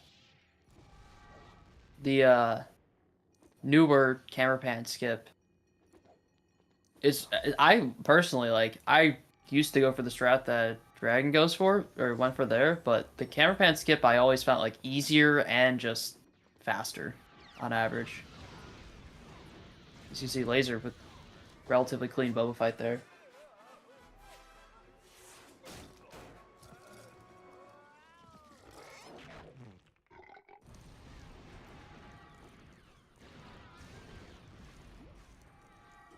Alright, Dragon going for topless.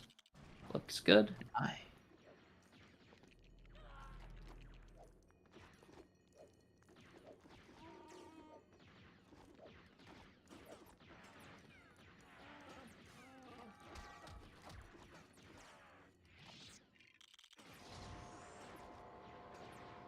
DIMEI actually with a pretty good job was there as well, alongside Dragon. 1 second worse than Dragon's, but still relatively good.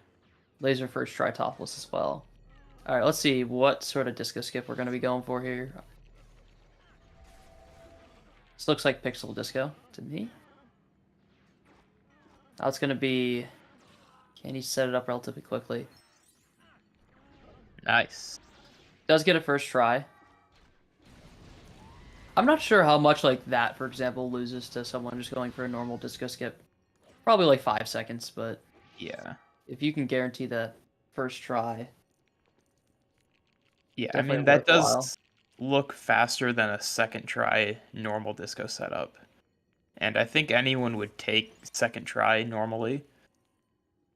Laser with a definitely faster pixel disco, though.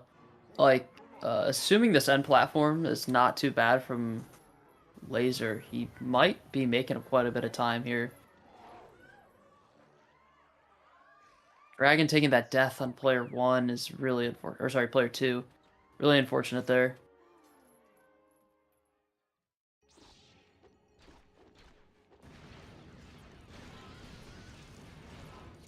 Laser ignoring the power completely.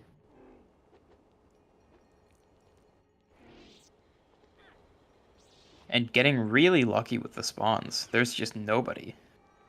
Yeah, it's kind of crazy. This is a really good Carcoon from Laser.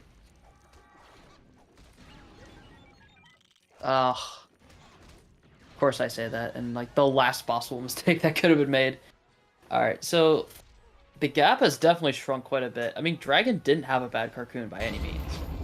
I think Laser just had that much better of a Carcoon. I wouldn't even be surprised if he golded this. I mean, I'm curious to see. His BPT right now is 221.35. Yeah, 5 second gold there from Laser. DIMEI missing topless there. Missing a second try too. Also, Dragon might have been really close to gold as well, by the way. I don't think his BPT really got affected as well. DIMEI still hasn't gone topless. This is the sort of mistake you can't have at this point.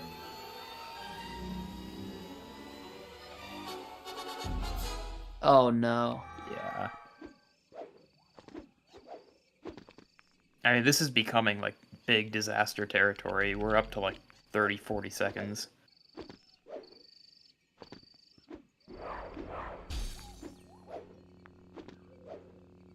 Oh no. Okay. Might take an additional death as well here.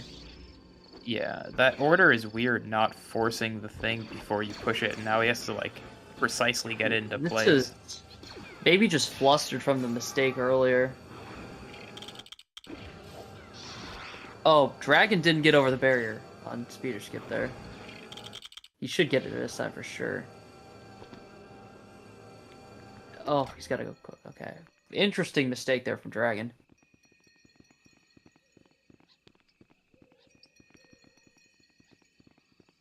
DIMEI just... I don't know if that's like a That was- winged pixel disco, but he just set up the position and just stuck with it. He gets a second try, though. I didn't watch Laser speeder skip, but he had an opportunity there to make up probably 5 to 10 seconds on Dragon compared to what he had on the barrier. Yeah, it does look like he capitalized. So, it just chipping away at this lead, Carcoon, and now this. We'll see. Endor very well could be a chance for that to flip. We'll see what happens. I'm guessing we'll see 12 button from both, or well, all three runners, but I'm curious. I don't know if anyone will go for PGA. I feel like if you don't normally go for it, especially in a race setting like now, you probably wouldn't.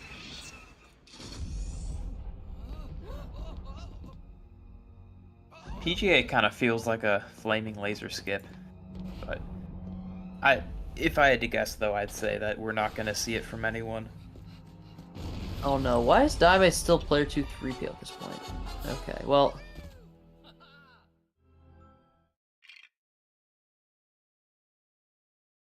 The gap now between Laser and Dragon down to 20 seconds. And yeah, DIMEI, I'm not saying it's over for him, but he's gonna need a lot of help.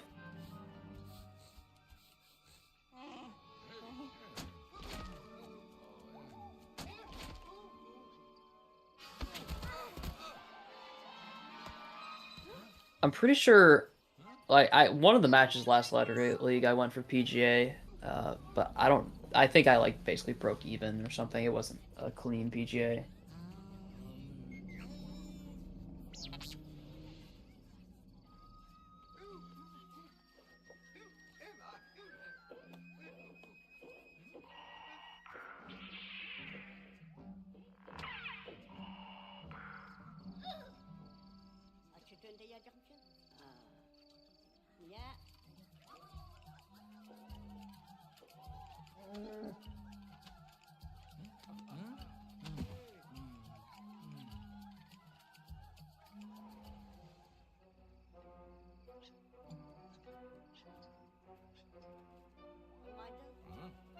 Alright, big level coming up here for Laser and Dragon. Well, both of them may have, I don't want to say it, still a lot to play for, but both of them looking like they will be promoted at this point, but both obviously strong implications for having the right to leapfrog, and obviously predictions, of course, too. But mainly winning this race and having the right to potentially leapfrog the rung above here. At stake for both Laser and Dragon. Yeah, and so far, pretty solid runs, good enough that you would definitely have to worry about it in that Rung 2 race. Mm-hmm.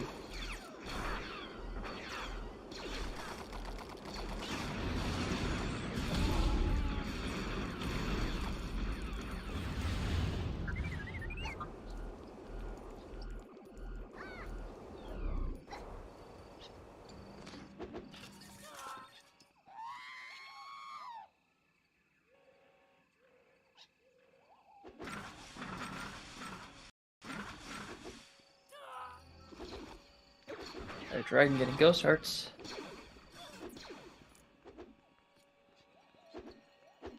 Messing up hill roll a little bit. Does he not know the backup with the player 2? Oh gosh. Not a good hill roll at all from Dragon.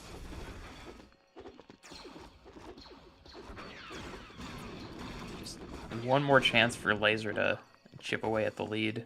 Laser's struggling too. Both of them not even going for that backup. Okay. Anyways, Dragon onto 12 button skip. Gets over clean with player 1.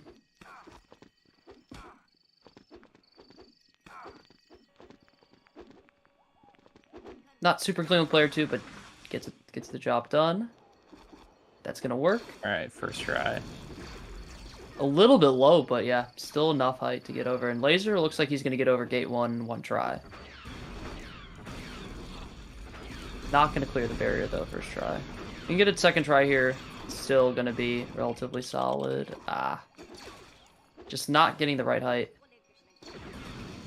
There it is. Okay. Yeah, so I think that whole room ended up breaking about even. A little bit of a missed opportunity for Laser. And no PGA from either of them. Not too big of a surprise on that. Disappointing, but yeah. Understandable, though.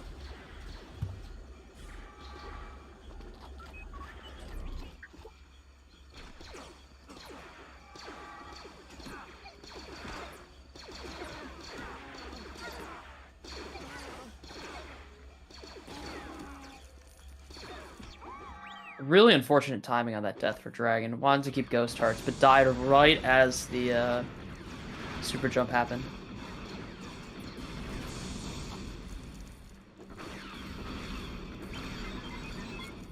Laser at risk of taking that same death. Does get away with it though, okay.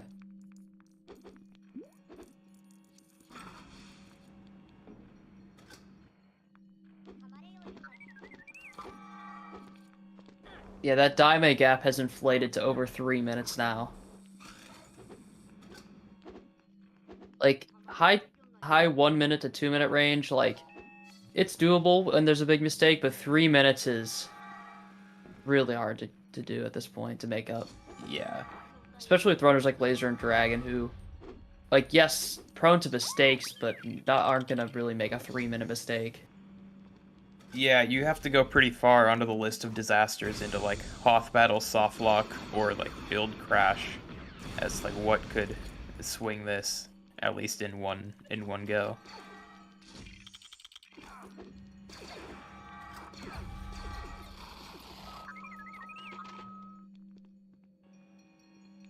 Despite Laser and Dragon's individual struggles there in room 3, it still looks like a pretty solid Endor for both. Ah, Laser missing the camera pan skip though there.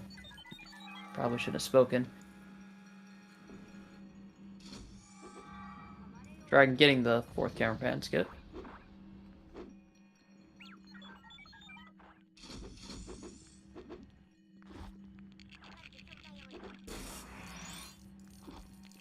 I would definitely say Dragon with a slightly better Endor, at least just by the looks of it.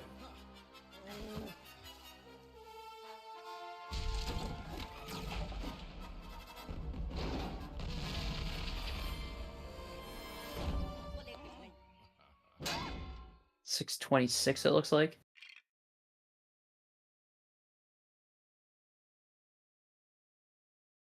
And then Laser with the 630.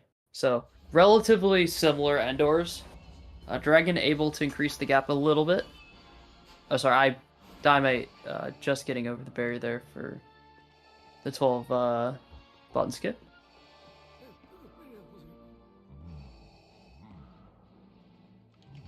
And no PGA attempt.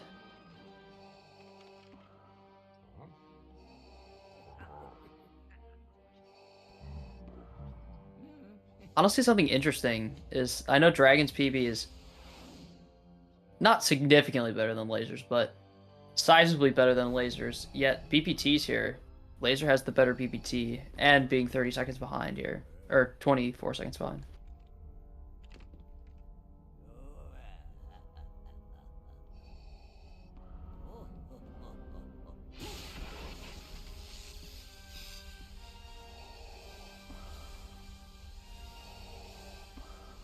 DIMEI, okay, he's gonna have to use R2. Not a big deal.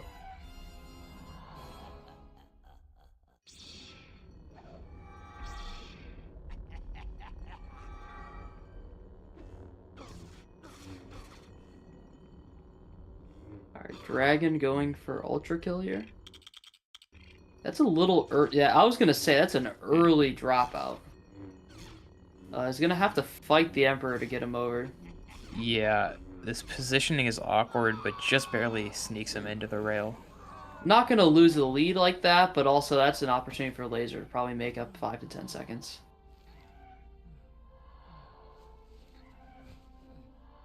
This is a better drop back in time. Or sorry, dropout time.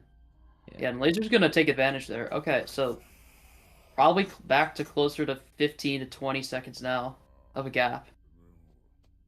And ITDS is definitely a level where that could be made up just in the first room alone.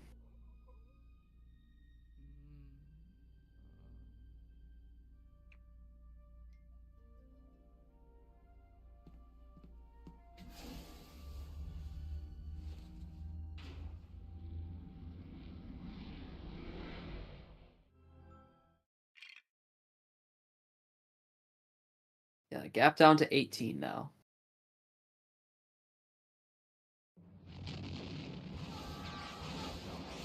Yeah, that is in the range of a 6-6 opening, being able to flip it. If we see it much better on Lazer's end. PB potential for Dragon, still there for sure, but it's going to be tough.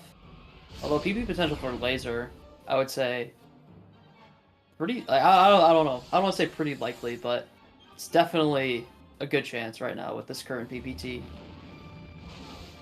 And Laser's PB is what, a 24 4x? I believe it's a 25. Maybe I'm mistaken there. Actually, 24, 29. Okay. But yeah, a lot of time to play with for that. Dragon didn't. Okay, Dragon with the relatively dry start here. He's gonna get enough to get up the first ship. But okay, there we go. Okay, he needed that.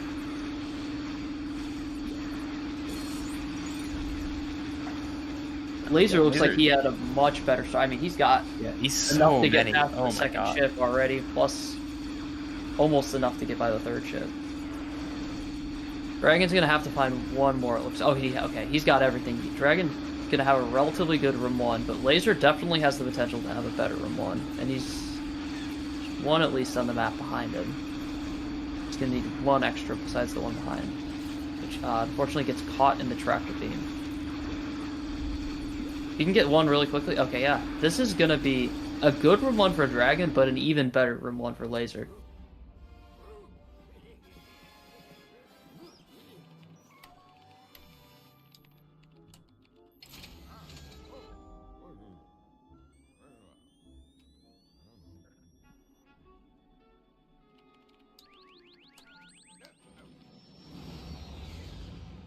I may do an ultra kill here.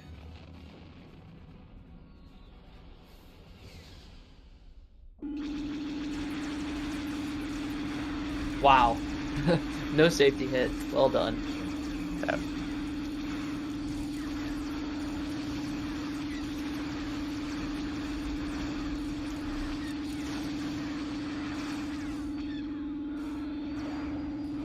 Yeah, and both. Oh no. Laser takes a death on player 2. I was about to say he's not going to have to stop on the dispenser. Technically still doesn't have to stop on it, but I think he's going to want to get 3 and 3. Yeah. Dragon looking pretty clean. Oh, another death from Laser. Okay, he's going to be on 3 and 2 now, which is doable, but you can't really afford a blank.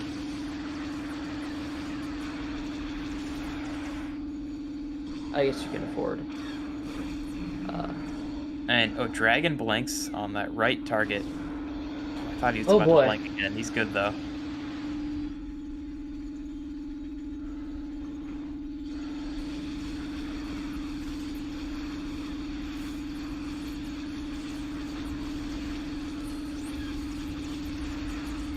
Looks like he didn't double target, so good for IT.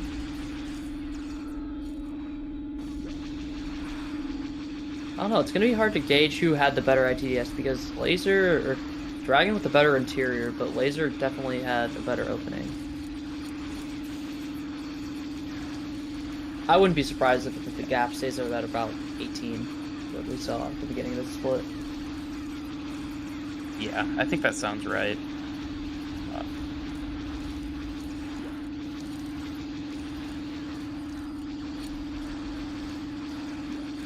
Yeah, both of them definitely having clean cores, so it should be pretty good. We'll see DIMEI now trying to make something up on this opening, but not quite getting flooded with torpedoes. Going way out of his way to get these. Oh, he's gonna. Okay, I thought he was gonna lose that one. He missed one too though there. Not necessarily an ideal start for DIMEI here.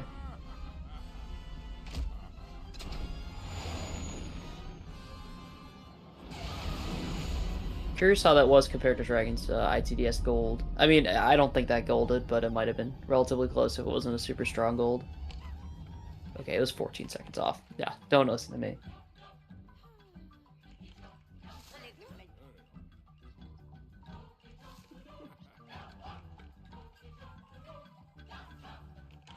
Alright, well, we're going to see the gap here any second now. 17, okay, so Laser made up 1 second.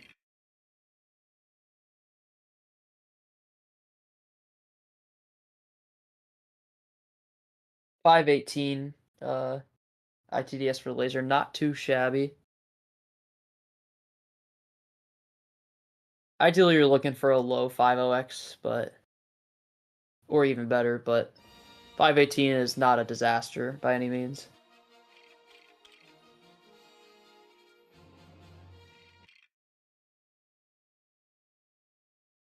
Also, I guess this race could be a little bit of a wake-up call for DIMEI, just because he is the 9 seed. So he's in that position where he is the first one on the outside looking in. By the way, not a good blank there. Oh, yeah. But he is the first one looking outside, on the outside looking in at the tournament. Or, top 8.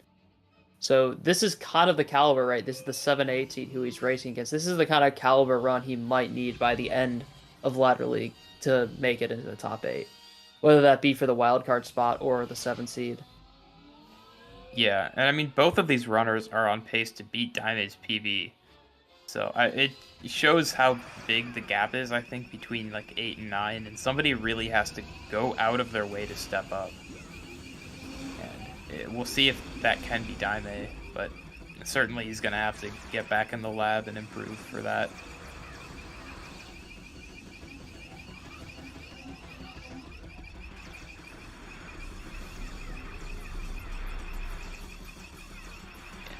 And we see a different core route out of DIMEI, sending player 2 down and then dropping out. Comes out pretty cleanly though.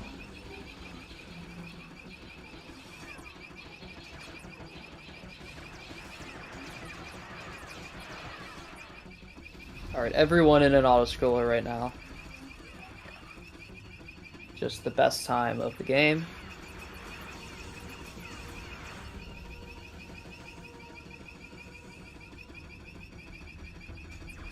I guess it's what is it? RUNG 5 is the match we have later today. Yes, the T-Fresh Twice Light Phantom race. Oh, that'll be exciting. All 3 of those runners, like, that is one race that in the predictions, in my mind, like, T-Fresh hadn't derusted at this point, but T-Fresh now has derusted. Since I was like, okay, it's probably going to be between Twice Light and Phantom was the initial thought. But now that T-Fresh has derusted, I think that he has a chance of winning that as well. I think that's one of those races that'll be really interesting where any of the runners could win that. Yeah. I don't know if you... my favorite still is I'm leaning Twice Light. In fact, if any of you went as far as to watch my predictions video, whatever, the pre-Ladder League, I ended up going with Fluff as the surprise 7 seed, but I definitely wanted to go with Twice Light as well. I think Twice Light has really, really high potential to... get like a significantly lower PB, but we'll have to see. He's my favorite personally for the race later. How about you, Anonymous? Yeah, I believe I did predict Twice Light, though I don't know the level of preparation T-Fresh has put in, because I would say he's like the best runner of them, but I just don't know where he's at in terms of like prep and derusting. Phantom also up there. Again, like, I don't exactly know how derusted all 3 of them are, but I really think any result can happen, and we also have a very good chance of a leapfrog coming out from that race, so there's just a ton to keep an eye on in that one. I'm so sad I'm missing that one now. I won't be able to watch it live, but that should be a very fun race. Oh my god, DIMEI gets Han and Yoda in the Cantina. Just incredible. Better CG this one. Kidding.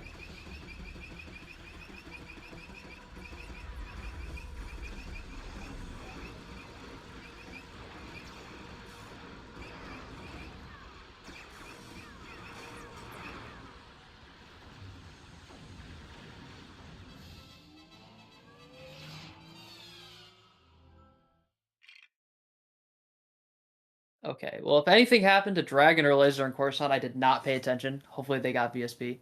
I was not particularly locked in. I was looking at the prediction sheet. But onto a very relevant level now. Probably the most relevant level in episode 3, Chancellor. No GDS for Dragon. I think that was just kind of an on-the-fly attempt. It seemed like... I mean, that's honestly not a terrible way of going about the skip. Like, you'll see Laser here, he's going to pause buffer for it. He's actually going to get it as well.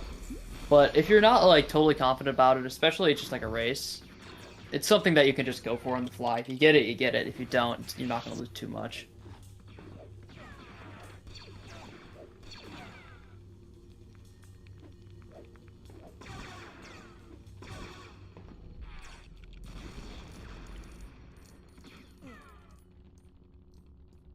Yeah, 1 heart for Laser is very scary. Oh, That is going to take the even death. get- Unfortunate. Alright, so this, like, next section, right after cleaning up the droids here, MVE all the way to the elevator drop in Warp Room, this is going to be where this level is, you know, won or lost for these runners. I'm guessing both of them are going to go for MVE, but I'm not familiar enough with how they're Chancellors to know if they're going to for sure go for it. It looks like Dragon actually won't. Okay. Maybe I shouldn't be talking. Yeah, I'm not entirely sure. I think Laser will. Looks like he's setting up for it. Yep. Yes. So an opportunity here for Laser to make up some time Yeah. with the clean MVE. Between that and GDS, we're gonna come out very Oh close. no! Oh no, but he can't hit it. He did that correctly, just the out of bounds movement.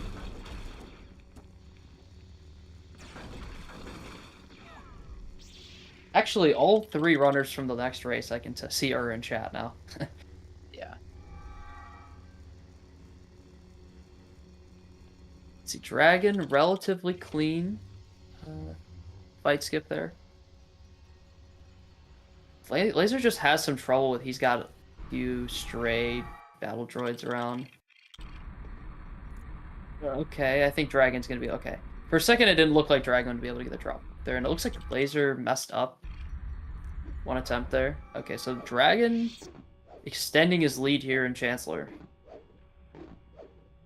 Which, I don't want to jinx it, but should mean that Dragon keeps the lead through this episode. There are some moments to lose time for sure, but with this sort of gap, probably going to be around 30 seconds. It would be kind of surprising to see Dragon make that big of a mistake.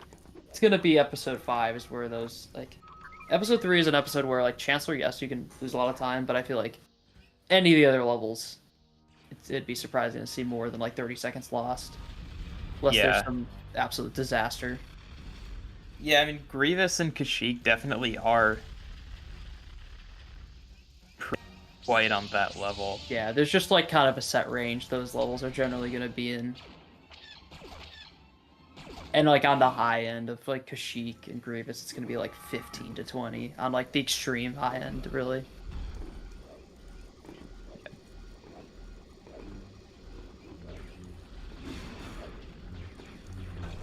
And yeah, DIMEI just entering this level as the other runners exit. Still about a 3-minute gap. Not completely insurmountable. Also, likely not to be too relevant in terms of a wildcard time for DIMEI, since, like, obviously, he's going to try to finish this as fast as he can, but I don't think, even if he were to have, like, an insane run to the end, like, near match BPT, that probably won't be a competing wildcard time. So really, DIMEI playing for a big mistake, slash, I don't want to say practice, but, you know, DIMEI playing essentially for one of the runners ahead of him to make a big mistake, which of course is always a possibility, or just something completely out of their control, like a soft lock in Hoth, or actually that's not completely out of their control, but a crash or whatever soft lock. Yeah.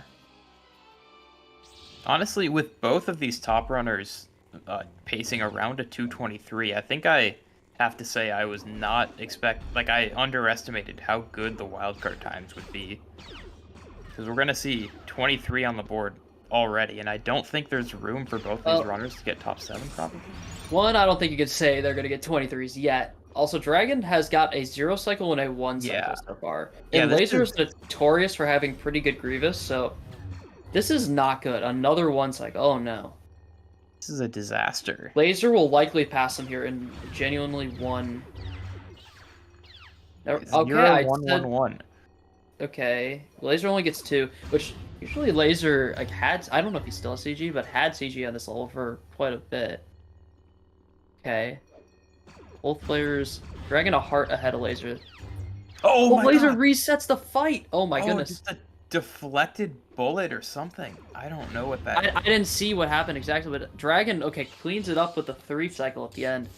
So not a good level at all for Dragon, but it could be worse for Laser. I'm not entirely sure. It might. Yeah. I almost hate to say it, but Laser could still save time if he gets it in 2 cycles here, maybe even. What was the gap out of 30 seconds out of Chancellor?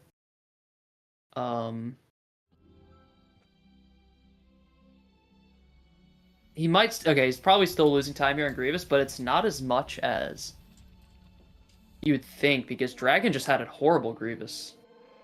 He got a 35. Yeah, Laser saves 1 second on that. Yeah, with a fight reset. What an interesting strat from DIMEI there. I've not seen the force push implemented for the drop and warp in the elevator. Kind of a cool strat. Because usually you're doing that as Anakin.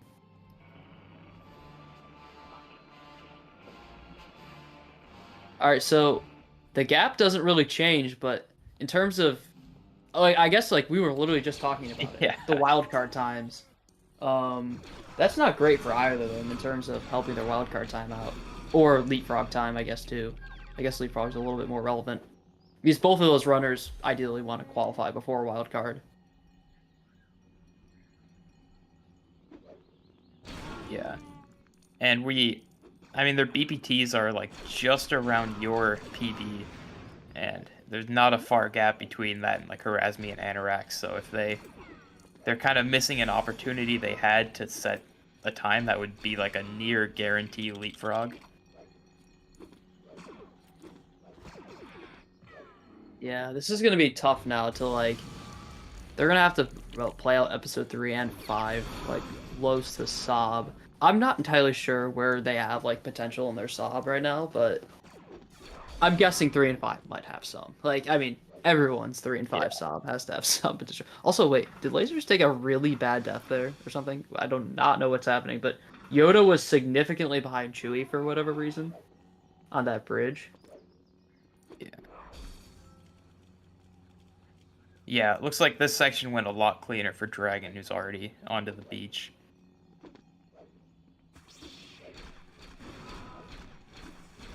Interesting line with Yo there. I don't know if you noticed that from Dragon, but he like almost went to like the rubble in the water. I'm not. Oh gosh, Laser's having a moment too. He's gonna be a little bit late to the moment too. I don't think that was a good line though from Dragon. I'll be honest. Not that it lost that much, but just something I've never seen before. Yeah, that's one of those things that's like not clear if that's intentional, or if like he's trying to avoid some damage, or if he's just like asleep at the wheel taking a bad line. Or, yeah, just like looking at like what the cap is on the stream or something. I don't know. Yeah. Didn't we have a sleep at the wheel moment with Nolan earlier this tournament, if I remember? Like on escape, he just like stopped playing or something. Yeah, I think that happened. DIMEI with the 3 cycle to start the fight. 2. You can go 3-2 again. Wouldn't be a bad Grievous at all. You can go 3, and then if he ends it, even 1 is just fine. But sweet. That is just so much better than what the upper runners got. Now that's a good Grievous right there, but unfortunately for DIMEI, it's still 3 minutes. Yeah. A little bit under, but... Yeah, that kind of undid some time he lost in Chancellor. But not consistent progress. A Dragon with just barely a sub 4 Kashyyyk. Which, always good to sub 4, but not necessarily ideal to just get a 359. Although Laser definitely has had a worse Kashyyyk, so Maybe not good in terms of PB department for Dragon, but gonna have a significantly better time than Laser here. Oh no. And it just gets worse for Laser. Oh no. Okay, he's still gonna get the force off in time. Wow. Yeah, that was a 10-second time loss for Laser. 409. You don't see that bad of a streak too often from a runner of Laser's caliber. Also, it would be lovely if DIMEI hit the pause button on his game soon. I think it looks great like this.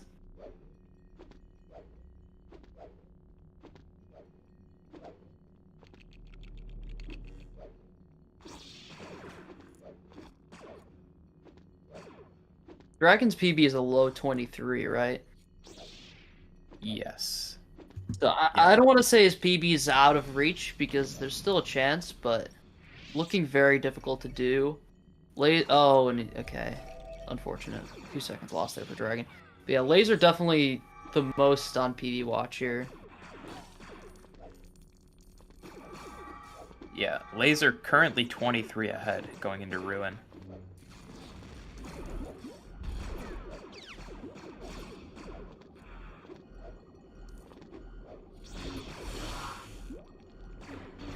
Pretty good clone clear out for Dragon. Let's see if he can get library skip first try.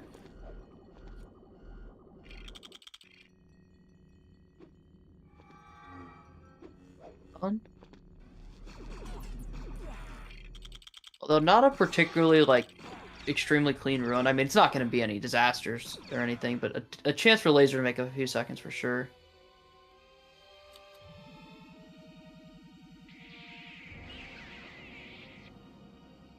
Although this is not what Laser wanted here in terms of cleaning up these clones. Yeah, 219 ultimately not that bad of a ruin time anyways.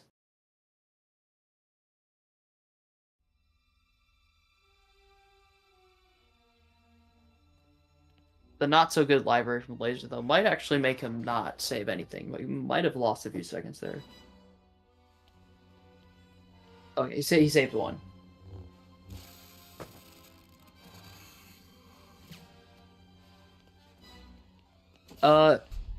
I guess the one relevant bit for Laser on this level here is that he's probably going to be going for Pillar Clip. And Dragon probably won't. Yeah. Oh no. Oh, Dragon... really?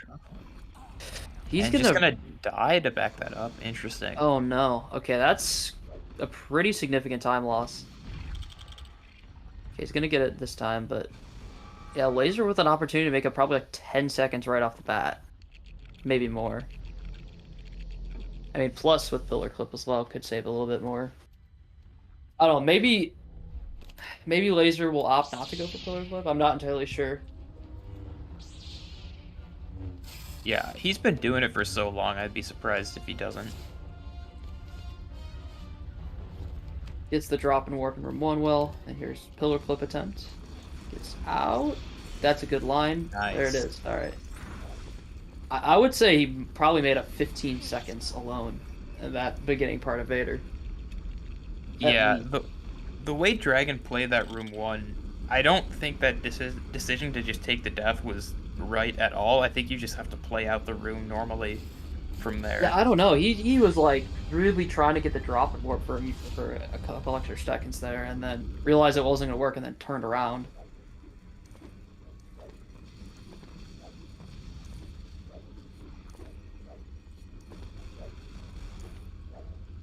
Yeah, that realistic Dragon PB. Laser definitely though still has a good opportunity at a PB, and I mean a relatively solid start to a potential wildcard time for both of them. And obviously episode 5 can go anyway, but on pace for a relatively good wildcard time. Alright, 156.51 exit for Dragon. And 157.13 for Laser. This gap is 22 seconds.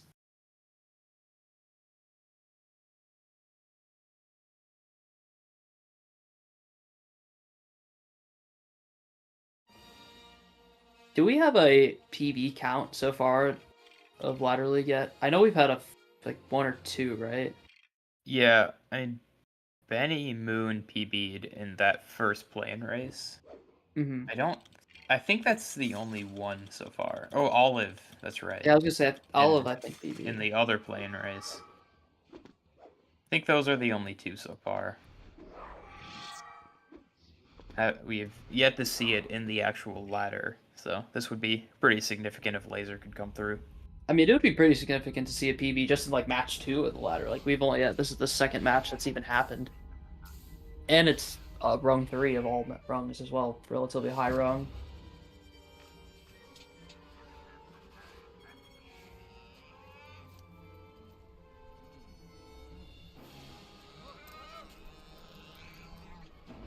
The longest cutscene in the game now to enjoy.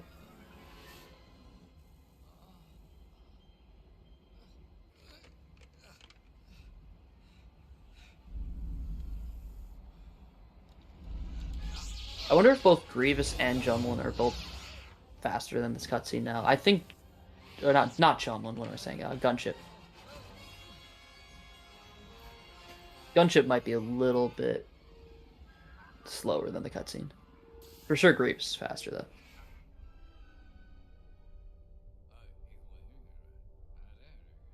Did Daimei miss the drop and warp, or is he just not going for it?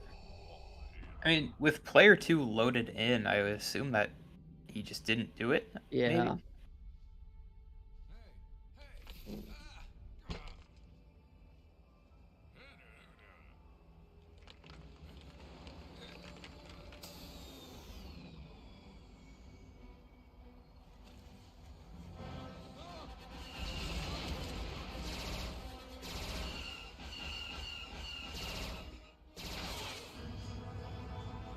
Off is a bit of a variant level. Like, there on the high side, it could be like a 30-second swing if someone plays really poorly versus someone who goes crazy in the arena. But at this level, I'd say at most would see like 15 to 20-second swing between Laser and Dragon here at this level. But at this point, that is a very, very relevant swing considering how close this race is.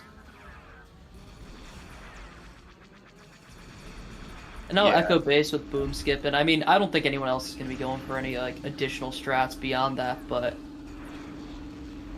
Echo Base is also another place where time can... Oh, Dragon missed the first barrier skip. Okay. Hits it second try. Good backup.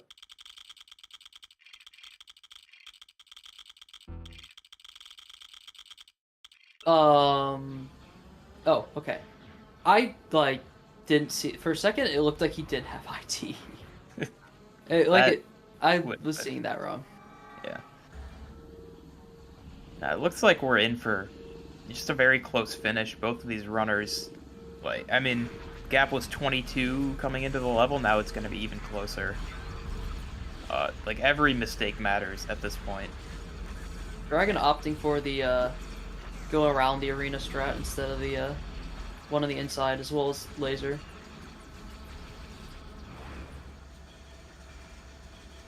I developed a fond liking to the strat of staying on the inside and like splitting the players for waves 1 and 2.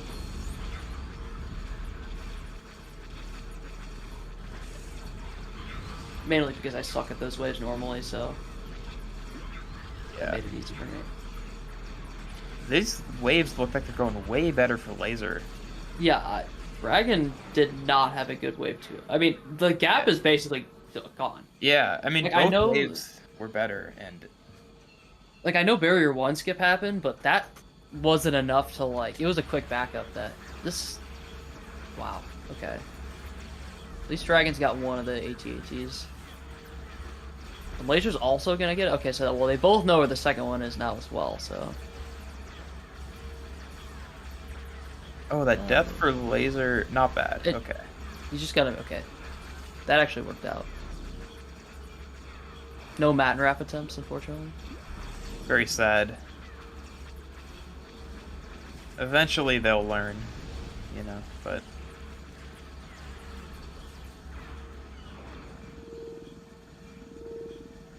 And Wow, yeah, just like that, this race is tightened up. They're literally in the same little mini cutscene there.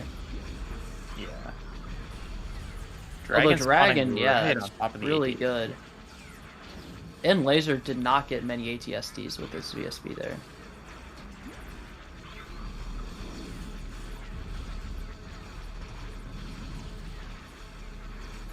So the Dragon can't find... Okay, there's the last one. And Laser gets like a ton of them with one VSB. Gotta get this last one, though. There it is. Alright, so... The gap was 22 going in. I'm guessing it's probably closer to 8 or 9 now. Yeah, I mean, that last wave is really the only thing Dragon is ahead by. Yeah.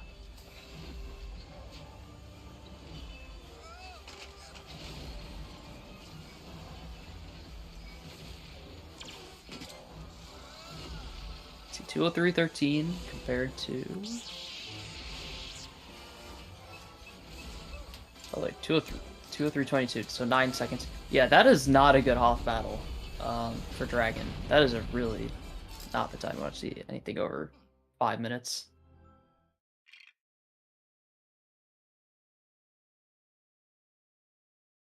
Or, sorry, 6 minutes, not 5 minutes. I guess it wasn't a great Hoth battle from Laser either.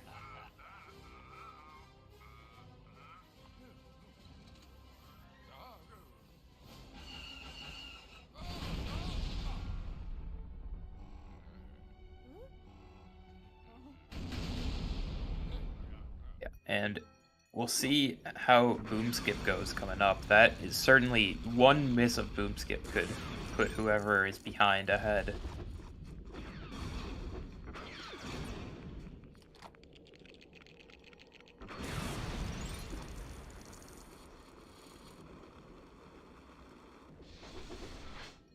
Yeah, Dragon now BPT over PB, so very realistically not going to have that from him, but still obviously in the lead in the race. And Laser with, I don't know what his delta is, but probably a pretty solid delta compared to PB. He's got a minute and 20-ish to work with now compared to Saab.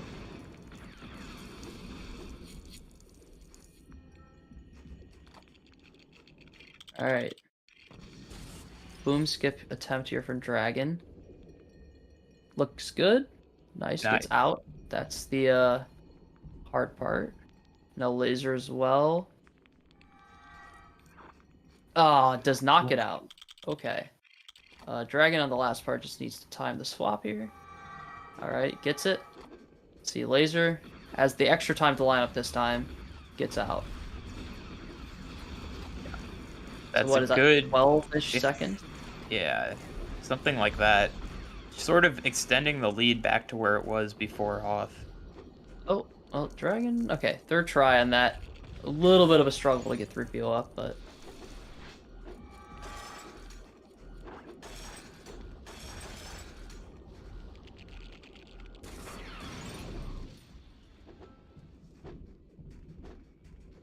Laser having the same. I'm not sure why people don't try a single jump. Just single jump. I don't know why people don't single jump into 3PO there. Makes that so much easier. Anyways, Dragon on hill roll looks pretty good. And gets the the cuts and skip. Yep.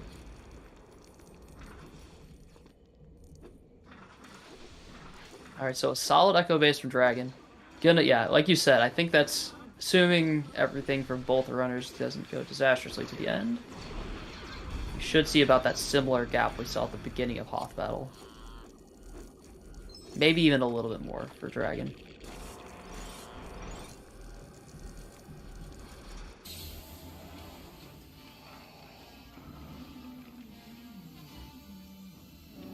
Yeah, I don't think Falcon Flight will be a level that can change the lead, but definitely could sizably decrease or increase the gap.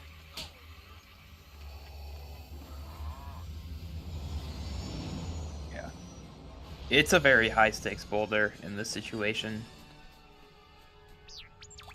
Also, something to keep in mind. I'm not sure how much the runners are paying attention or how much they're even going to change up their strategy, but depending on the gap going in Bespin, like right now, the gap, what is it, 28 right now? that isn't enough to justify Dragon not going for GTF. But if the gap goes out to like 50 minute, then you can start justifying, okay, Dragon probably doesn't want to go for GTF, but at the same time, right, Dragon probably is thinking about Leapfrog as well, so if he doesn't go for a GTF and just gets a safe Bespin, maybe he misses out on a Leapfrog opportunity. Yeah, and that Leapfrog is like in play enough that I think you should just like go full steam ahead. Yeah, and I mean, there's also wildcard implication as well. Yeah.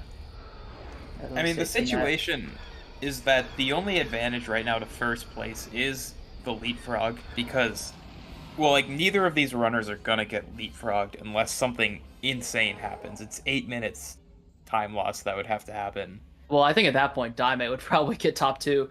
Yeah, so you're not worried about, like, because you're not worried about getting Leapfrog, there's no difference between, like, second place and getting first place but not Leapfrogging, so you just want to, like, go for it. Yeah. And put up just as good a time as you can get. You don't know what the time to beat is, but something like a high 223 is a completely viable attempt. It would be a little strange to see one of the runners not go for GTF with the current stakes. Because both of them are essentially guaranteed promotion, and I know, obviously, DIMEI going for boom skip. It's out. Boom.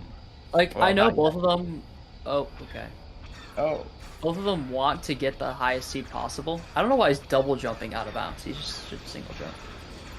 It's not that. Oh, gosh. Okay. Anyways. Yeah, both of them want to get the highest seed possible, of course. But realistically speaking, like, they're probably not going to get the top 3 seeds. So, whether they're in Rung 1 versus Rung 2, like, next week might not matter. But, obviously, you want the chance. I don't know. My whole point is this. I think it'll be surprising to see one of them not go for GTF and just play it, like, super safe. Anyways, Dragon onto the boulder. Looks like a pretty good speed. I personally prefer a little bit faster than slower. Well, that really bad, like, targeting there. He was targeting one on the back and then one that was about to go to the back instead of on the front. Yeah. Just didn't get any targets on the front right away. This is going to be bad if he gets both of them. He actually gets one. I don't think he got the second, but... Okay, getting that one right before it went behind might save him from a disaster here. Yeah. It's not all a great... three of those targets showing up at the very end. Laser with just a lightning fast boulder right now. I don't know how many targets he has right now, but it's not looking fun because he's got, what, 2 on the back, I think?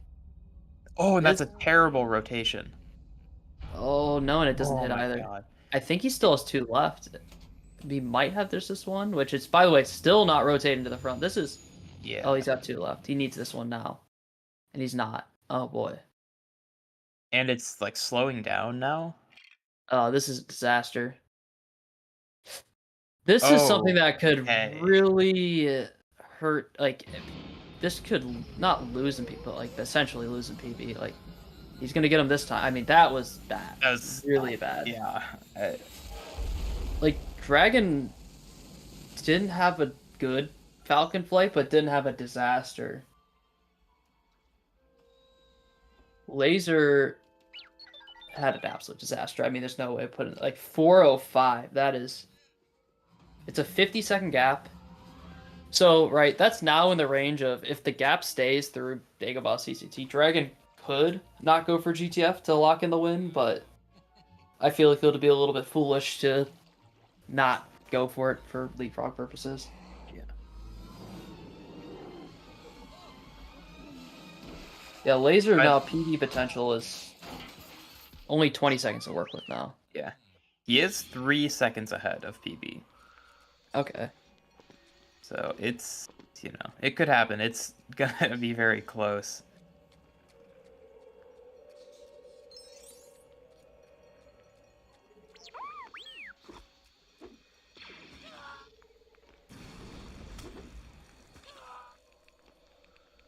Yeah, coming up on Dagobah button skip. This is another thing that honestly can be a big disaster if you get like R2 falling in at the end.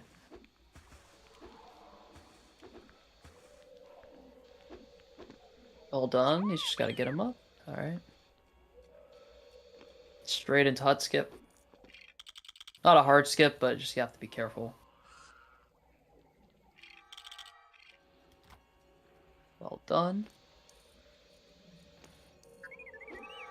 Really solid start for Dragon to Dagobah.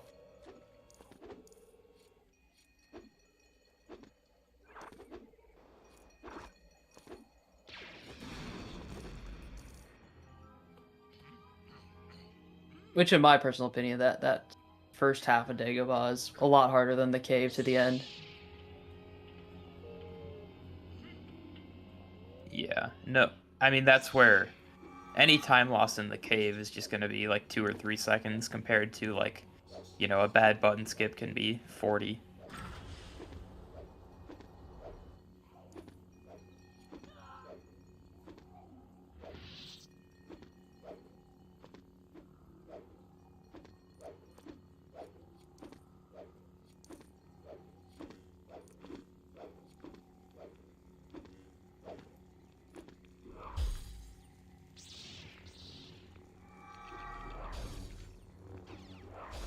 Alright, laser also. I mean, I didn't see too much of it, but seemed what I saw was relatively clean for the beginning of Dagobah there. Yeah, no trouble with the button skip or anything. Yeah, and Dragon with a clean fight, so this is a really good Dagobah so far for Dragon.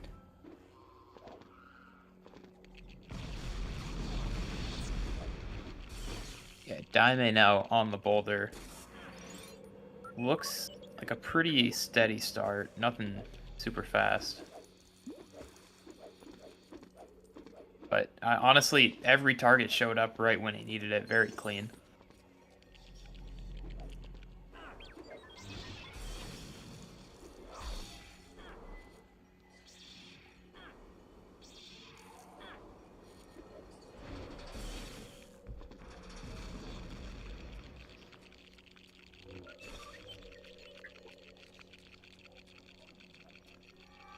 Dragon's gonna be a little late with R2 here to the panel. Not that it really lost that much, but not something you see every day.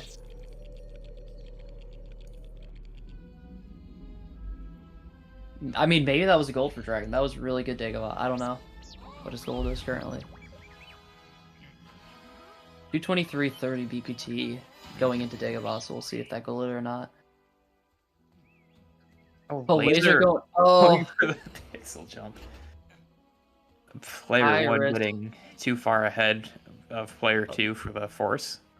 Looks like Dragon tied his gold with the 52. Oh no. Oh, and laser's build got reset and a death. Just not And ideal. the lead should now be stretching into like over a minute. Yeah, the thing is now it's like Dragon's gonna have to make the decision. So, well, obviously CCT's a big level, so I can't say this yet. But if the gap stays the same, let's just say, he's gonna have to make the GTF decision. We'll see where his mind's at in terms of leapfrog versus just winning the race safely.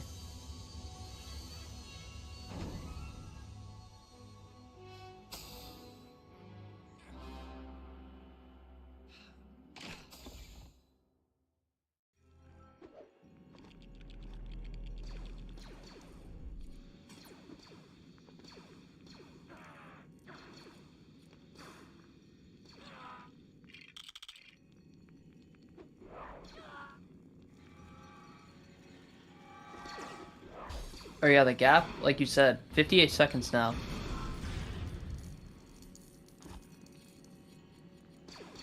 I don't know what happened to DIMEI's DBS, but had to jump across there with Luke with R2 already on the other side.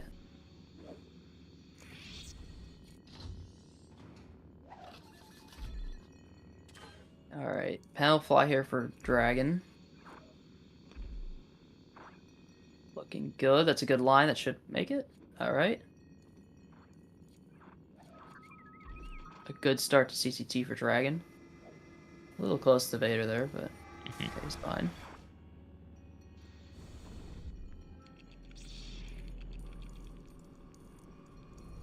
DBT is not necessarily a hard skip, but is a bit punishing if you mess it up, so...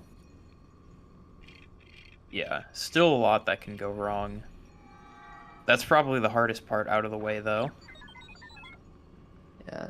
Taking it pretty safe right now. Looking good, though. Just has to take the correct line here. It's a little bit far to the right, but that'll work. Alright. And it was a clean DB3. Which might be first try there. Nice. Nice. He should be... Okay. He's going to be in a situation now in Bespin. By the way, laser first try panel applies well.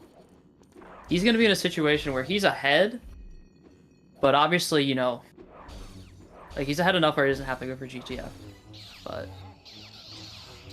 There's always a question of, what does he care more about, winning the race or leapfrog? Yeah. I mean, just... like, perfect CCT. Really well done. And Yeah, we'll let's see see if where Blazer that's- can match. Oh, Blazer very close to deactivating R2 on the panel there.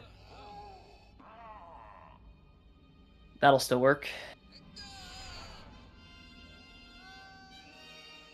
Oh, well, does Oh, not no. fly in time.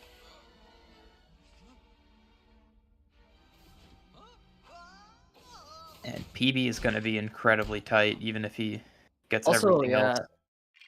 Laser. Oh, okay, okay. Oh, we're good, we're good.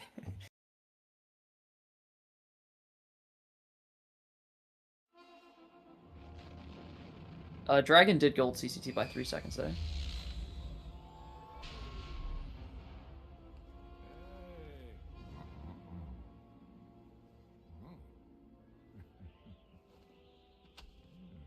Alright, so...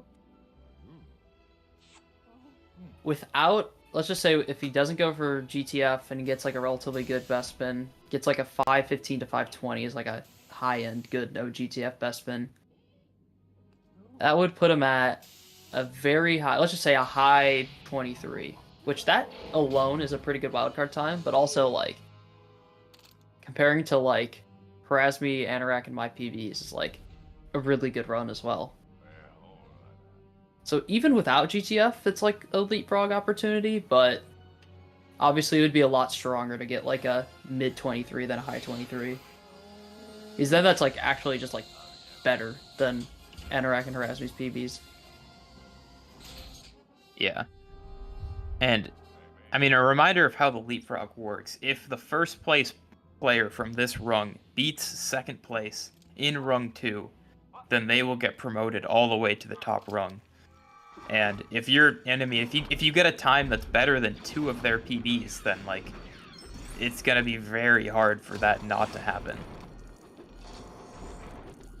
Also, a mid 223 or even a high 223. That seems like, honestly, to me, a good enough time for the wildcard alone, like straight up. Yeah. Unless things were to change, new skips and whatnot. Good boba Very fight. good boba. Let's see if he... It looks like he's trying to set up Chewy Dorklet, which is becoming more meta nowadays. You get a little bit of better Lando movements and whatnot later on.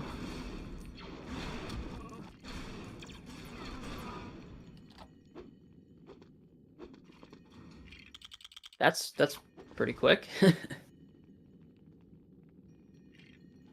Oh gosh. Okay.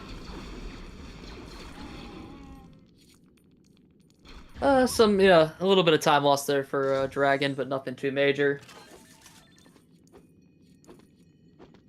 Doesn't have the aggro, so looking good. And I mean, looks like he's going to be setting up GTF. There'd be no other reason to have Chewy on the helmet here anyway, so. Yeah. As expected, going for the best possible time for Elite Frog and / Wildcard.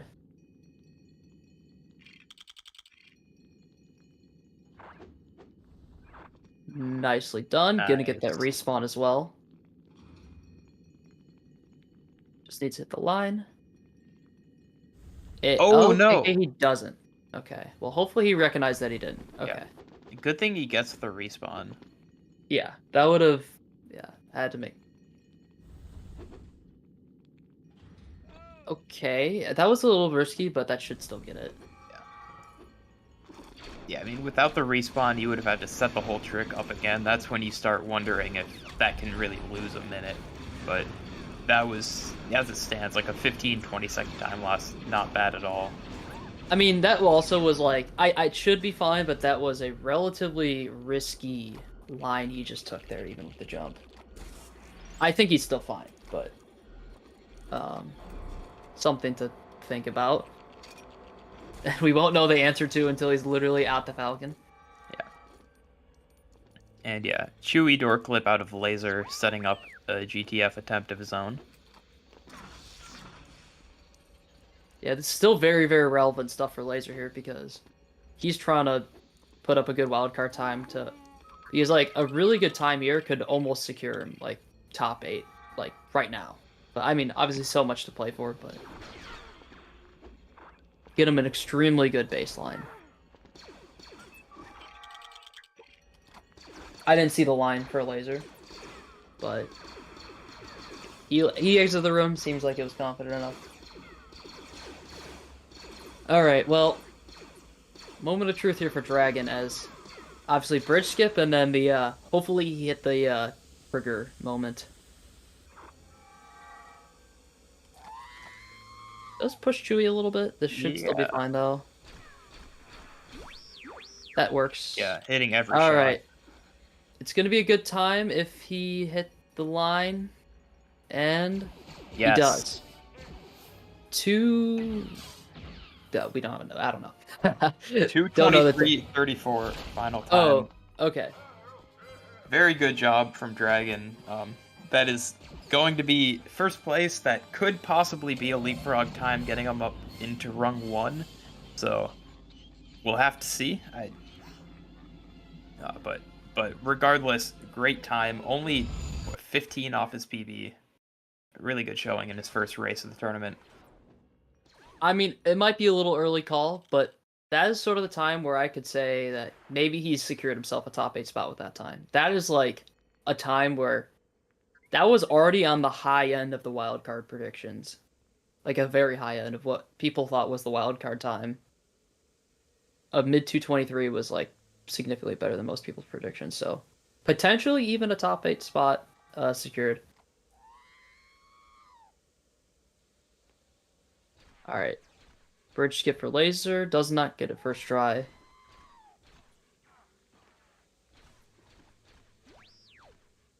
Doesn't... Oh, that worked. Okay. Oh, wow. That was quite the line then.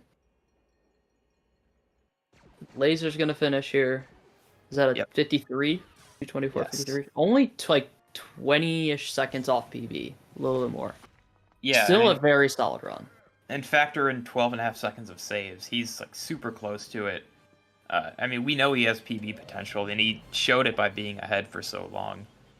Yeah, the only unfortunate part for Laser is, unfortunately, not going to have a chance at leapfrogging rung 2 no matter what now.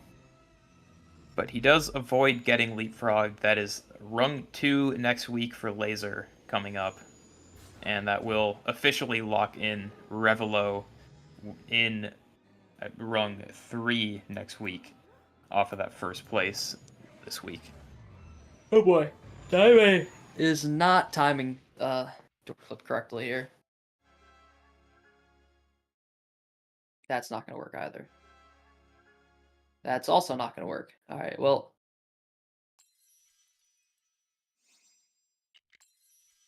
Maybe this time? Nope, the civilian. Okay. This is not... Well, for DIMEI, it's not really relevant because there's no, like, potentially getting a leapfrog for last place, but... Obviously still trying to get the best possible time he can get here.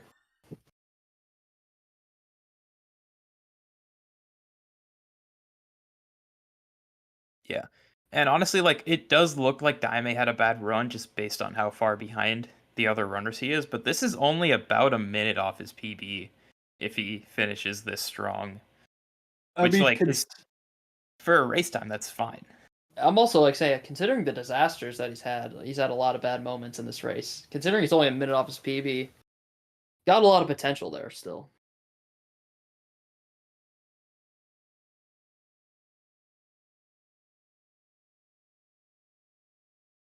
Oh no. Gonna have to reset up GTF again.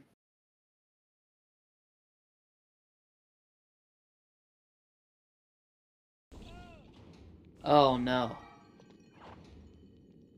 Same exact way of messing it up. Not getting on the ground and no respawn. There we go. Oh, what? No.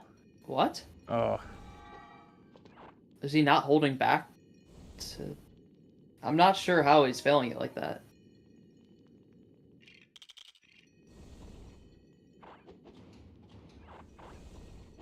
Okay.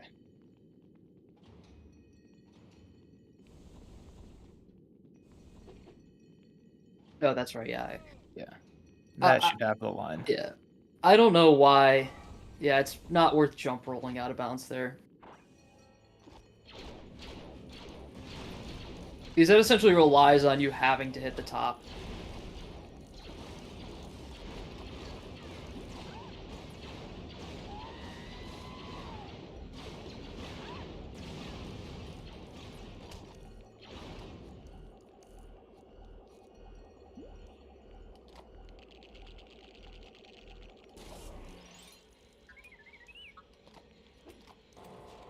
Yeah, I guess I was kind of mentioning earlier, but yeah, Dragon putting up a time that is gonna almost nearly secure him top 8, which I don't think there was many people who predicted Dragon not to make top 8, but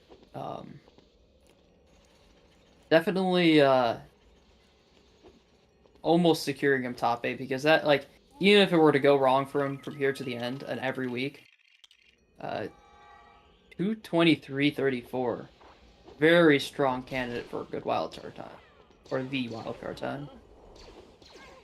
Yeah, I mean, it would take either a big improvement from someone outside the top 8, or like a meltdown from someone in the top 8 that they don't even qualify Yeah. and have to get the wild card over him.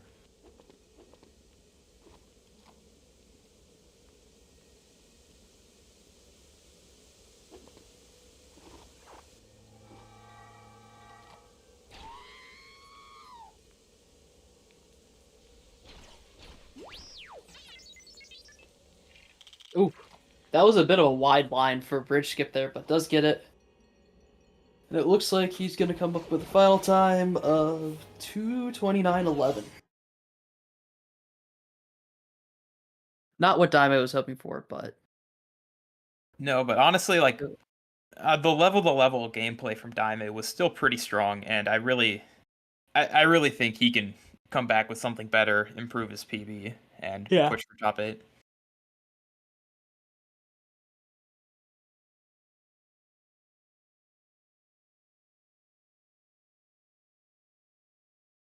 Yeah, I'm not sure if we're going to be doing an interview, but either way, I might have to be heading out here in a second anyways, so...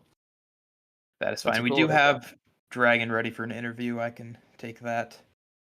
Okay. Yeah, I'll let you guys interview Dragon. Well done to him. You say congrats from me, and I will thank you guys for letting me commentate. Yes, I'll see you guys Saturday. All right, and we have Dragon now in for an interview. Dragon, congratulations. How do you feel after the win? I feel really excited. The episode 1 kind of took a too big toll on my mental. But then after a good BHP, I got the momentum from the BHP and pulled up a really, really solid run until DSE happened, of course. Yeah, I noticed And you in chat in like episode 1. Did you turn off the stream at any point? I mean, I was pulling it up on my phone and turning it off sometimes, usually just after an episode. And I was really debating on if I'm gonna go for GTF, but I ended up doing it. Yeah, I mean, I think overall that episode 5 looked really good for you, especially CCT. I mean, do you feel like the race pressure helped you at all in that CCT getting the gold? I'm not sure. Maybe. I was just really worried for DVT. Usually I don't have that much trouble with DV free. So when I got to the DV free room, it was such a big relief. And then I just popped off for the rest.